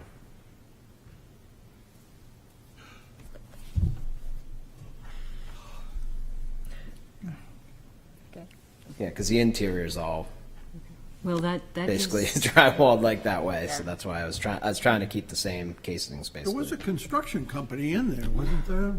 Future Builders? Futuro, like years ago. Futuro? Probably. I think they're the ones that did it. But Any other questions?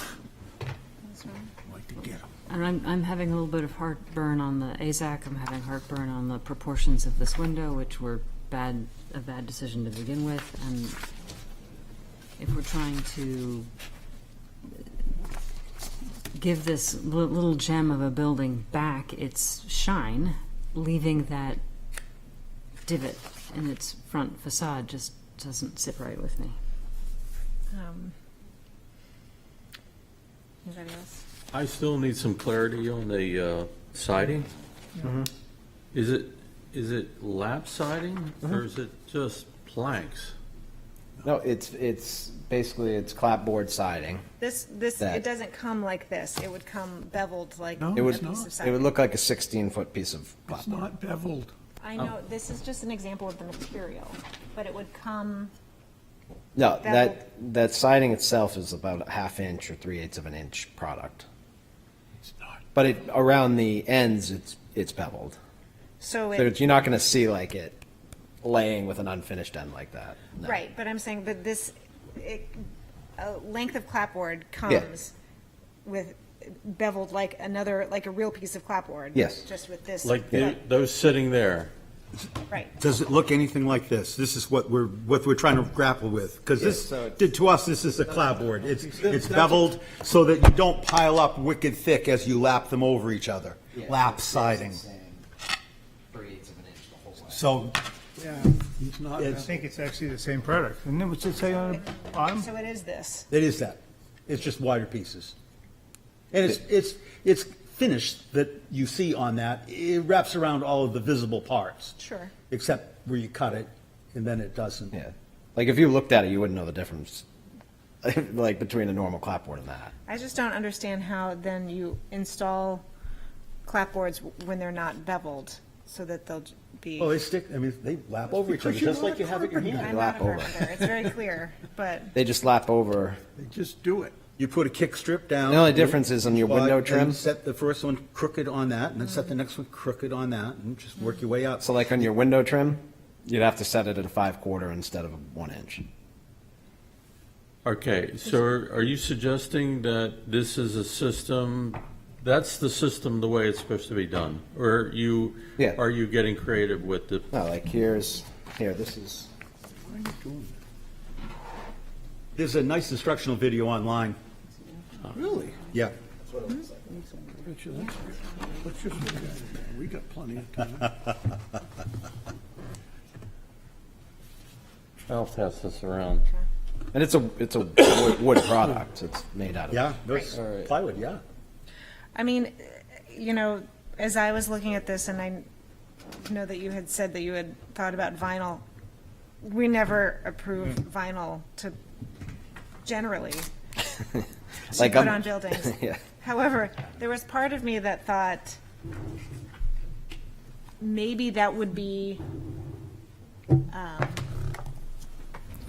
a better option in order Don't say to, that. in order to save the original materials that are underneath and the painting, the painted sign for a Posterity. future, yes, or, you know, a future owner down the road who, Could've or, brought you it know, over, Dan. when the condo association builds up more funds, I know this is a very expensive project for you guys to do all this right now. So when you have built up more funds to do a better, you know, do real wood siding or something like that.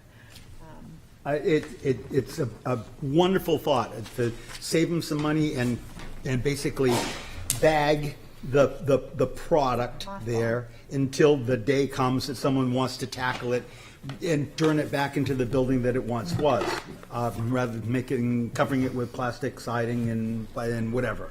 I don't buy the argument of where he's going with this at all. But I'd like, before we release him from any, what we would think is responsible caretaking of that building, I'd like to straighten out the sashes. There are 7 sashes in the front of the building that, if he's replacing the windows anyway, there are 7 sashes that should be replaced. And if we did that, I would be comfortable to let him, let this job go to a vinyl siding. Not proud, but comfortable. I don't own those. What? Someone owns the exterior of the building, though. You made a decision to strip the whole thing. So the association does. So there's 5 Yeah? units in that No, building. we've got you. I mean, I recognize that there's a Yeah. whole association. We've got you. We're looking, how about this?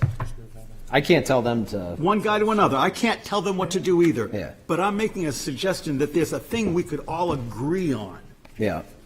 if we were agreeable. Otherwise, I don't know where this goes.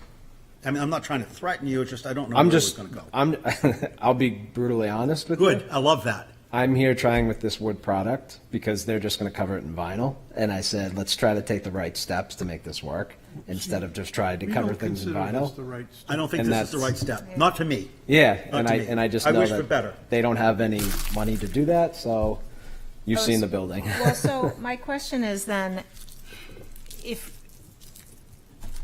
you had planned to, if you were going to cover it in vinyl, you would not strip off the wood that's there now, you would just cover it. We stripped off the asbestos because we were informed in this meeting that asbestos would be fine Yeah. under the clapboards would be fine under the asbestos. Many times it is, but And we took it off, and it wouldn't be worth trying to save that, is what I'm saying. So now we're in a situation that we're trying to fix it in regards to what we can do. Right. The association really wanted to use a vinyl siding, vinyl clapboard siding, because it's obviously more affordable. And that's what they asked me to present. We had a meeting about it. We went back and forth. And then we came to a product that was this. Unacceptable.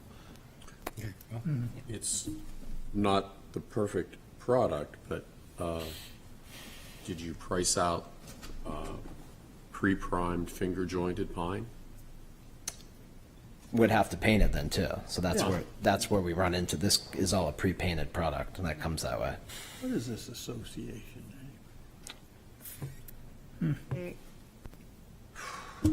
I want to complete where I started. There's too much here. We're like pulling information out of you, and we should be able to sit down and look at an application and have most of these things answered. Mhm. I don't have that. I have some photographs, I have some products. It's just all over the place. There's some detailing that needs to be done that we can't verbalize it here. There's an application involved. So That LP lap siding. I almost feel like this is an incomplete application and we should all ask for butt ends. an extension to get this thing right. That's my comment. Yeah. All right, I know that, Let's postpone. I hear that, and I think that there is a larger conversation to have here, maybe possibly even a site visit. Yeah. But I also know that winter is coming. Like two of the units have no heat in them. Yeah. Because of the and mini splits. You guys have holes in your building. And there's birds that fly in and out of the building right now through the insulation holes. The asbestos. At least 3 of the windows just fall, like I mentioned last time, I almost lost my finger on one of the windows, and it's a place of business, so I had, there's customers coming and going that we can't open windows. So I'm just trying to. Well, maybe there are parts of this application that we can work with them to approve. I had a question about the replacement windows that you've chosen. Seem acceptable to me, as long as they're half screens, but I was wondering if you had priced out the 2/2 version to replicate what is there for most of the windows now. The grids, I can do whatever you want. Okay. I want new windows because we can't open them, and I know last time we came with a vinyl to match the rest of the building. Association come in. Yeah, because Which And must then- be what, 3 people? How many are in your association? It's me and 3 others. So, Come on. Like I'm here, so I'm just, that's. Yeah, but you're saying you can't make any decisions. I don't have majority vote. right. There you go. So. There you go. All right, so what do you want me to do? Good question. So. Answer it, if you got an answer. And I agree with Reagan that there might be some things that we could approve now, and if we can give this gentleman some clear feedback, then he can go back to the other owners, they can look at their budget and see where they, how much they have and what they can use to meet what we want and versus what we can give them. I think that Okay. that Reagan and David have a good point that if our goal is to try to to preserve buildings as much as possible. If the best way to preserve this building, given the resources of the ownership, is to envelop it in something that's going to keep it from deteriorating further and allow them to live there, then I think we should allow them, give them the guidance to explore that, come back with a plan that meets your budget and preserves the building intact while making some upgrades that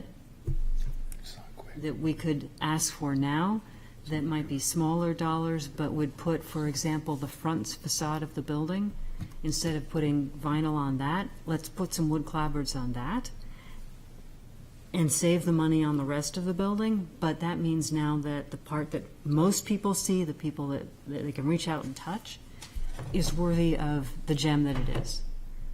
And that way we get, we get a facade that looks good, and you get sides that help you save money until you can tackle the rest of the project. Is that something Voting for that we that can? one. Yeah. Okay. I can see that. So that was, so vinyl for the sides and the back. And What then we're, just yeah, what we're clapboards in the suggesting front. is that you price out a mix and match of vinyl on all but the front side. Mhm. Get us some real wood on the front side. Try to lose the AZAC on the front as well, if possible, except down where it meets the moisture of the ground. Give us a little Why- more information on the wood trim around the windows. And some of the other applications, they use AZEK products as well. It's I don't- usually Why where, is it different? It depends on where the AZAC is located. Yeah. If yeah, okay. Yeah, Is that- no, I think that's fine if you are willing to consider that. I think that's a great compromise. I also, you guys aren't planning to do the AZEK on most of the facade anyway, in terms of No, like the it's, door surround. it'd or be the anything like window that. surrounds and the corner boards would be the AZEK. Right, but not the door surrounds or the storefront window or anything like that. Storefront window remains existing. Right.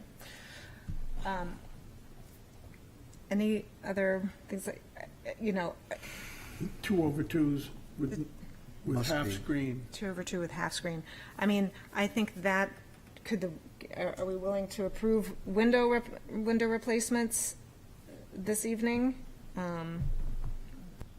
If they've got, it sounds like those really need to be replaced. And we have done this before where we approve windows, some of the windows being replaced because it's a condominium unit.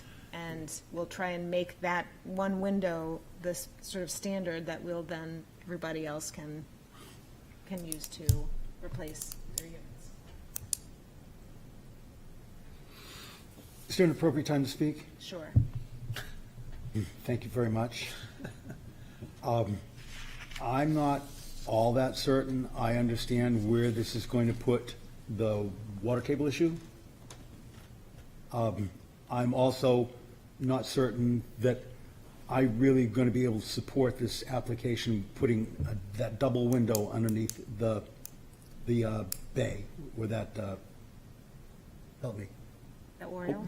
Oriole window, yes. To me, those are two places that I'm hanging up. Otherwise, as has been said, we don't have an awful lot other than waving our hands in the air, but a great deal of trust in the applicant. But I don't know about those two things, and those are deal breakers for me. Okay. Well, perhaps we can approve replacement of all of the windows that you've circled except for the double on the facade. Are those okay for the time being? Those the two windows that are on the front. The 1980s They don't window, work. is it okay? Like, they don't work. Right. The sashes But they're not completely just fall leaking, and They're not down. leaking and there are no birds flying through them. Yeah, but what if a kid comes and opens that window? I'm liable. Okay, I mean, I'm not saying that you'll never replace it, I'm just saying for tonight so that we can easily get this done. There are no hangups, and then we'll continue with the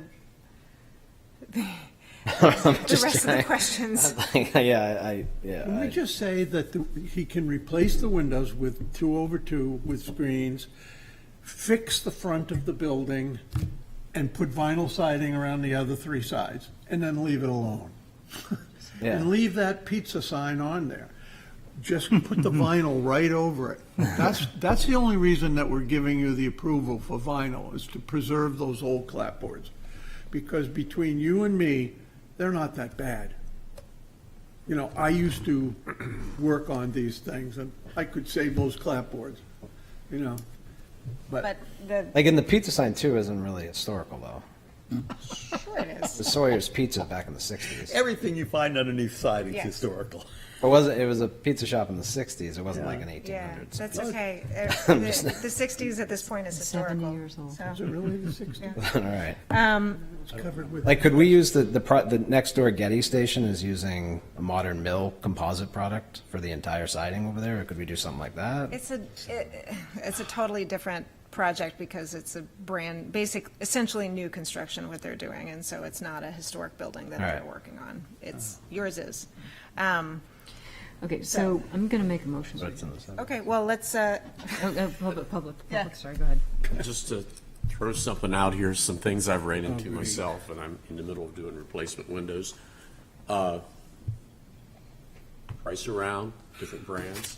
You know, Anderson, Martin, Pella, you might be surprised. So the Anderson 400 series is a vinyl clad, which, would that be allowed? It's So- not vinyl clad, it's clad with a fiberglass Yeah, product. it's Fiberx.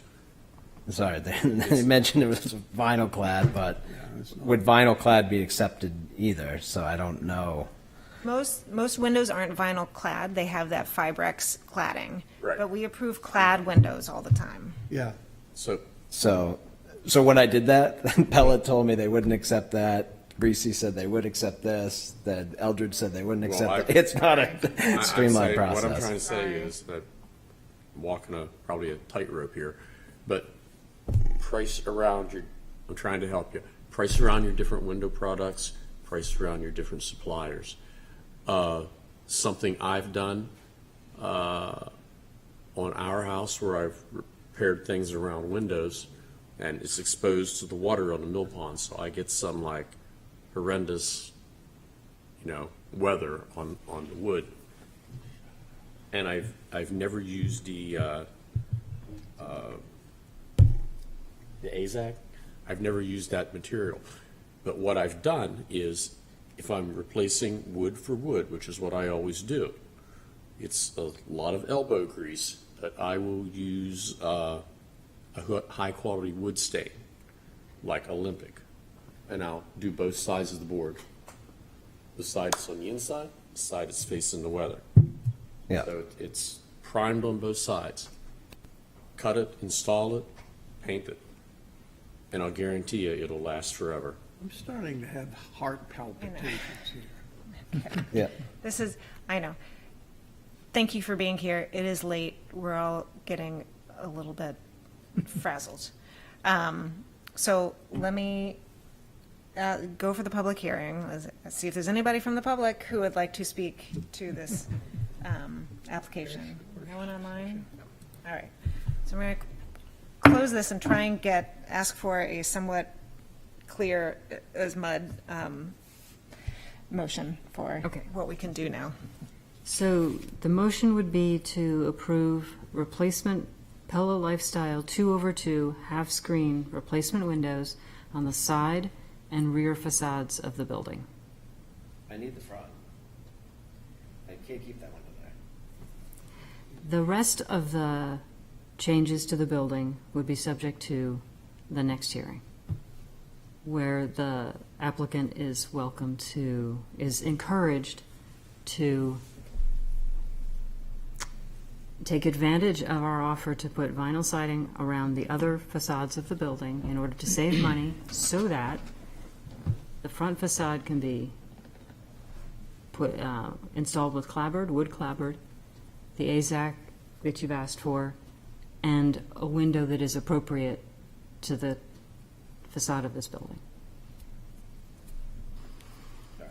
What's appropriate? Just a single? Okay. Is there a second to that? I'll second that.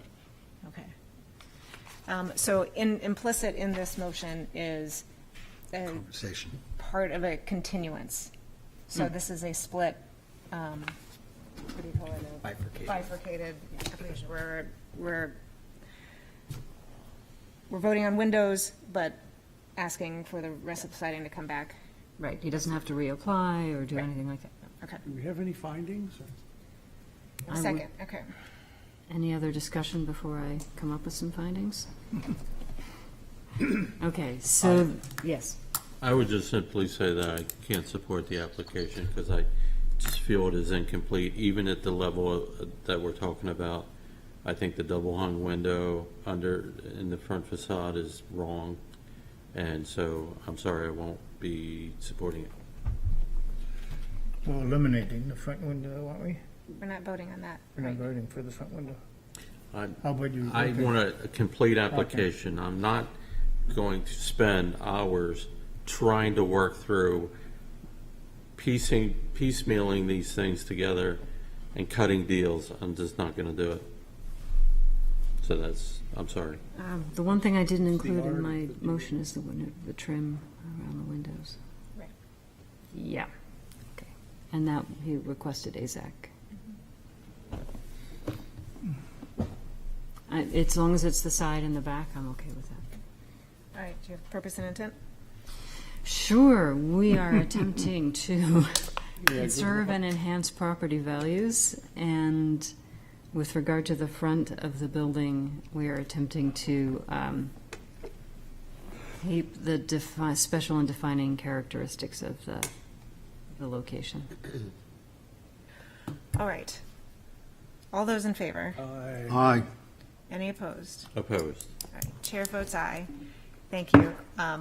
So what can we do? So you can replace, you have permission to replace the windows with the Pella that you've Yeah. presented, except it's 2/2, not 1/1. Yeah. Everywhere except for the facade. The front facade.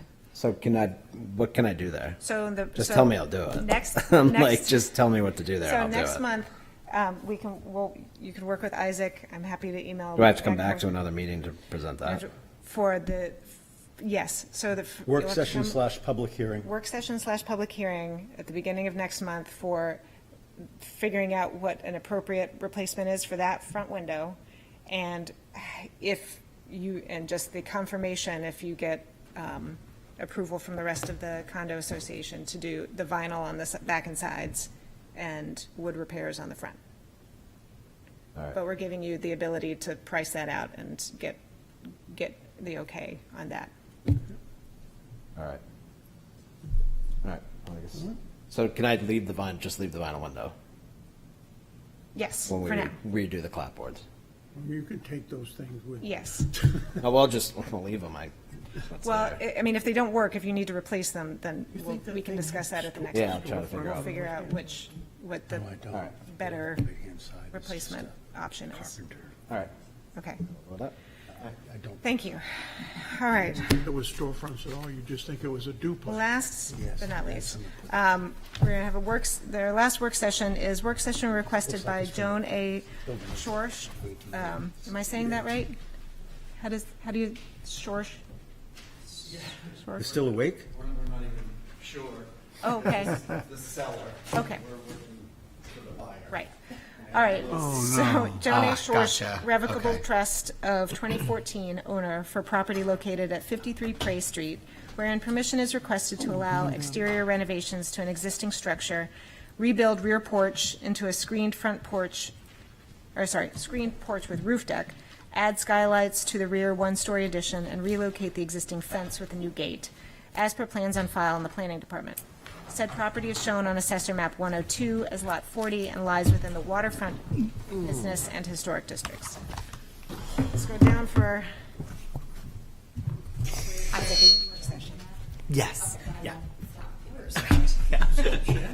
How are you? Is that Jen behind those glasses? Good to see you, Jack. How are you? I'm well.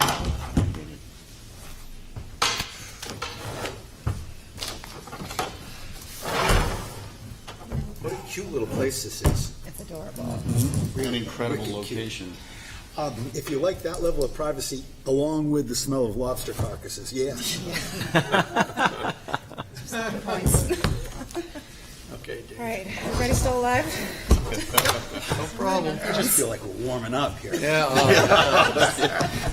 Ready for at least two more. Well, this is me last night on Ward 1 polls.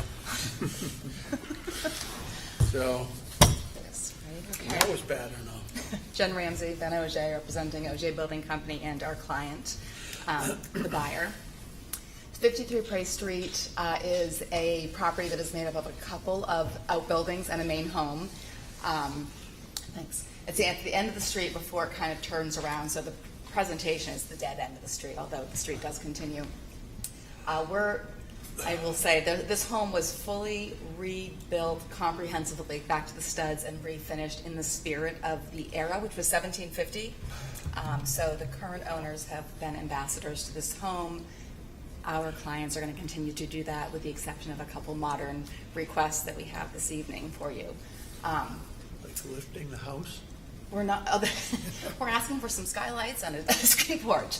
You can scroll through, Isaac. This cover sheet. Then there's some photos of the surrounding area, including our property, 53 Prey Street. We are not changing the presentation of the home as seen from the street. We are simply. You keep going. There you go. Here's pictures of the house, which you all see them on your devices as well. What we're looking to do is to rebuild the existing side porch as a screen porch. With that, we're going to adjust the roof plane so it can have a roof deck on it. So the metal roof that's there will raise up slightly. We'll have a inverted or recessed deck in that. So we are looking to remove one window. The windows on the home are existing with the existing storms. One window comes out for a new door, patio door out to that deck. Currently, there's a fence that, and you can keep going, Isaac. Currently, there's a fence that runs directly in front of that porch, so you have two elements that are competing with each other. We're going to rebuild that fence, set it back so it dies into one of the new corner posts of the screen porch. We're going to put a gate in that fence as well. And then on the back of the building is a small bump out that contains the kitchen. We are looking to put 6 skylights in that. So we're going to be adjusting the pitch a little bit. One side, I believe Ben said, was sagging. We're going to be correcting that. It'll be a 4-pitch. We will ask if doing that roof in metal would be considered appropriate. There's a back roof that runs over that bump out and a little entry that is metal. The porch on the street, the new screen porch is metal, will continue to be metal, and so that might be an appropriate application for the bump out that is the kitchen as well. 4 pitches. The kitchen? It's decent, but right there with all those skylights in it, wow. Maybe So right now, the pitch is, I haven't measured it, but it's way below 4, Yeah. and it's way back, and it's wood shakes. Definitely So- needs work. Yeah, and the wood shakes are, squishy. And so we'd like to bring it up to a 4. Yeah. And so that so the skylights can be low profile. You won't need to put a pitch box on them if you bring it to a 4-pitch? Yeah, we're looking to. The Marvin units are a nice low profile skylight, and they'll work in a 4-pitch. Yeah. And to Jen's point, I know we've got it somewhere in the elevation or something, but the existing porch. Okay, keep going to back. And one more, I think. Yeah, it's the last one. Okay, so this is the rear elevation, and you can see metal roof on the porch, the metal roof on the bump out that runs the long way, and then that small gable is the kitchen. I think that would be a prime area for metal also. Right now it's wood, and it's too low a pitch for wood.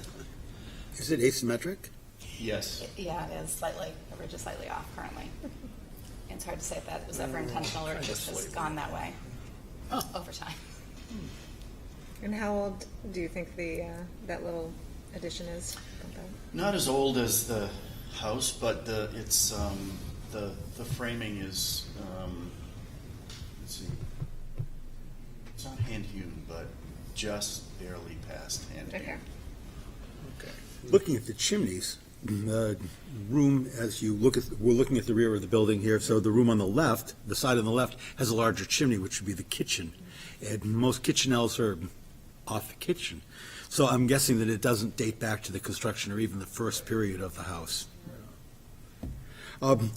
Some very, very, very odd things happening to your attic gable windows, or your printer just ran out of ink. I couldn't tell which. Next page up. Scroll back one. Oh, what's going on? Oh, the skinny window. I think there is a skinny window. Yeah, there's a skinny That's- window there. That's what's Yeah, there. we're not- We measured this. We went out and documented the house. Yeah, so that's that what's is- currently there. Isn't that I couldn't Cute. tell which one of them was a mistake. Yeah. No, we have one of each. Excellent. All right, well, that's interesting. Yeah. Never seen that. What are you gonna do for scuppers? For For the screen. flat? Your well, your deck is in a well on the roof. oh, Water, rain. yeah, we don't have a section through that, but We will there next will. time. There will. Yeah. Cool. I think we talked about custom bent copper coming out through there. Right. But you're not gonna build things off the edge of the roof to advertise the fact that you're draining Nope, that pad. nope, it'll be Something hidden, discreet. subtle. I might not even notice it. Exactly. That's what we're after. Yes. We've done it before. Especially when you have freezing rain, then it just dribbles down the side. Oh, you love that. Columns for the porch? They're currently square. We would probably just rebuild those. We will have to change the rhythm so we can have the door, the screen door, but I would assume I don't know when the porch was actually built in relationship to the home, but the square columns seem appropriate. The amount of detail on them seems appropriate. Well, particularly if you're doing screening, it just makes life. Yeah. Yeah. Right. It seems that you have room to increase the pitch on that L in the back, too. I don't think it gets in anything's way. Well, actually, Why stop at 4? I think we're running into something. There's the eave band. Yeah, that we're there's trying an to eave keep band. it below versus impacting going above it. So it just seems cleaner to keep it, yeah. I too one am in story. favor of steeper pitches, but we didn't want to fear in that trim. And 6 skylights. 6 skylights. What is, what is here then, in this window, this little window? That's a vent currently that is servicing an appliance, and that's in the kitchen. Oh, okay. Yeah, that's a remote fan on the kitchen hood. Oh, okay. It's Little fancy existing. ones that, yeah. Well, any other? No, it seems, We did pretty receive some straightforward. communication from the public in writing, Okay. concerns about privacy, that this neighbors. location overlooks other people's backyards and so on, and the feeling of being observed, when you're in your privacy of your fenced backyard and you've got somebody above. From the deck. From the deck? So that must be the neighbor who's As behind opposed to them looking this out the way. window. Yeah, okay. Yeah, there's just But something, you have a but door, something you have about, a window there. somebody's suddenly, having a loud party up on the roof They deck, must be the and, people who came people out are sometimes impacted. and- So my Yeah. question, I guess my question It's was, house here. Oh, I can't do that. would the buyers take that into consideration in the design? Either maybe Privacy instead of wall? having an open railing on the side, maybe have Solid So- panel on that side solid, possibly. maybe Right. put I some mean, planters, Yeah. something that might give some illusion of Yeah. privacy Sure. or actual privacy. We could meet, once we have a section cut, we could meet with them because the deck itself, there's like a parapet wall and then we actually have short railings. So when someone is sitting on that deck, which I'm assuming, you might see heads. It's not Right. like you're going to be all rail and all visible, Because- but yes. right. Yes, I think it's a great idea that you reach out to them. Yeah. Yeah, I didn't realize there was a letter provided to the city. Money in the bank. Oh, meeting with the neighbors, absolutely. And bringing cookies sometimes. Yeah, baked goods are always. They work for me. Have you got anything right Hint, now? hint. Yeah. Could I get a copy of that letter, Isaac? Thank you. I'd really love a brownie right I know it. You don't have any brownies? Not today. Other than having the munchies, and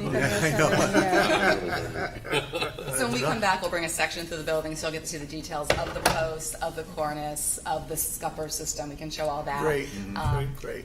The skylights will all be dimensioned. It sounds like a metal roof on the kitchen bay is, you're amenable to that.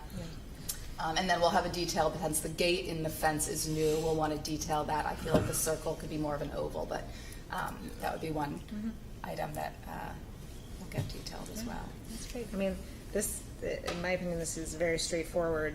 Like, you're not really doing anything to the actual historic house. That's the structure, key so- in this, yeah. That's why we're all smiling. That's right. Good smile. Yeah. All right, well, do you have any other questions for us on this? I think it's. No, it sounds like we've got it pretty well. we're headed in a direction that you're okay with. Who said brownies? Yeah, no, we'll bring them next time. Next time. I'm taking notes. Let's clear that up. Okay. All right, well then I will, and you guys, are you just gonna come back for a public hearing? We will. Yeah. Yes, and I don't think it'll be the next one, probably the following one, but I'll communicate with Isaac. Great, so can I get a motion just to close this work session? All right. So moved. Second. All right, all in favor? Aye. Okay, Thank you. everything? Yes. Sorry you had to be Oh, last. so it's hard to I get. know, thank you for hanging in there. And I just have wife would be all over that. a couple quick updates. Thank you. Administratively, I just think, we're still making progress to go forward with the guidelines. If anybody else needs, I need to resend the link of the chapter that we're looking at as an example, let me know. But please do take a look at it, because I think it's excellent. And the other thing is that we are still moving forward. Really, this was for Councilor Blaylock, but he never showed up, that we are going to, I have been talking with the planning department about moving forward with redrawing some of the boundaries to clarify the boundary lines around Middle Street. So, and a little bit on Newcastle Avenue, so that the boundary line doesn't go through the middle of someone's house. It goes around your property line, which is how it's supposed to go. So that's it. Motion to adjourn. So moved. Oh, sorry. I just want to add one Yeah, more thing. please do. I just feel like these incomplete applications that are vague, that don't have in writing what's they're requesting. This is, I get these things and I look at them, I go, I can't tell what the hell's going on here, what they're requesting, what they're proposing. Yeah, it's just, we got to do better. We really do, because this This has been going on forever. It was him playing the winter's coming card that I think kicked us into the position that we ended up in. Because I agree with you. There's not enough there for somebody that I don't trust his motives. Or actually, it's pretty clear about his motives, and we have no intermeshing of them. Right. But how can there be an association for a small building like that of 4 people, and they can't make a decision? And do we know if we're dealing with the decision maker? I mean, that is just. No, we are not. There were too many red flags. He said he If was. it's 4 people, they all have 25% vote. Right. So, Isaac, I just would like, before they get to us, just, even if there's just a 1-page written description of, these are the 10 things they're asking to do, that would go a long way. Well, that clapboard that we saw that wasn't in the packet, I mean. It's horrible. Yeah, but you said like some of it could be fixed, and it probably could be. And that would save them some money. The clapboard in the building? Yeah. This gentleman and I, in our youth, would have pulled that siding off and just, oh my God, talk about having a Woody. It would have been exciting to see Nothing that. wrong with half There's nothing wrong with that. No, that's what I'm 90% saying. of those What I things. saw from there on the screen, it looked fixable. Nothing wrong with it, along with all the architectural description of what the exterior of the building You looked could like. power wash that. Yeah. Yeah. And they have a special primer now that's just meant to go over old paint. It's actually a clear primer. They're not Do you making know it? guys like It doesn't- that It anymore. works very well. It peeled on my house. No, it works very well. I've used it. It's not peeling. Good stuff. Anyways, Can I have 2 little things? One's rank gossip. I'm just wondering if it would change your opinion at all. We're still open? We're still- broadcasting. We're still broad, then the hell with that. let's close it down. Not gonna, I don't want to say, it's not public information. Let's Okay, well Somewhat- then we, yeah, if, we need to close the meeting, but then we shouldn't have any, we should only have administratively conversations after that, because that's what is, we are legally bound to do. All right. Anything else that is public information? All right, motion to adjourn? So moved. All right, thanks.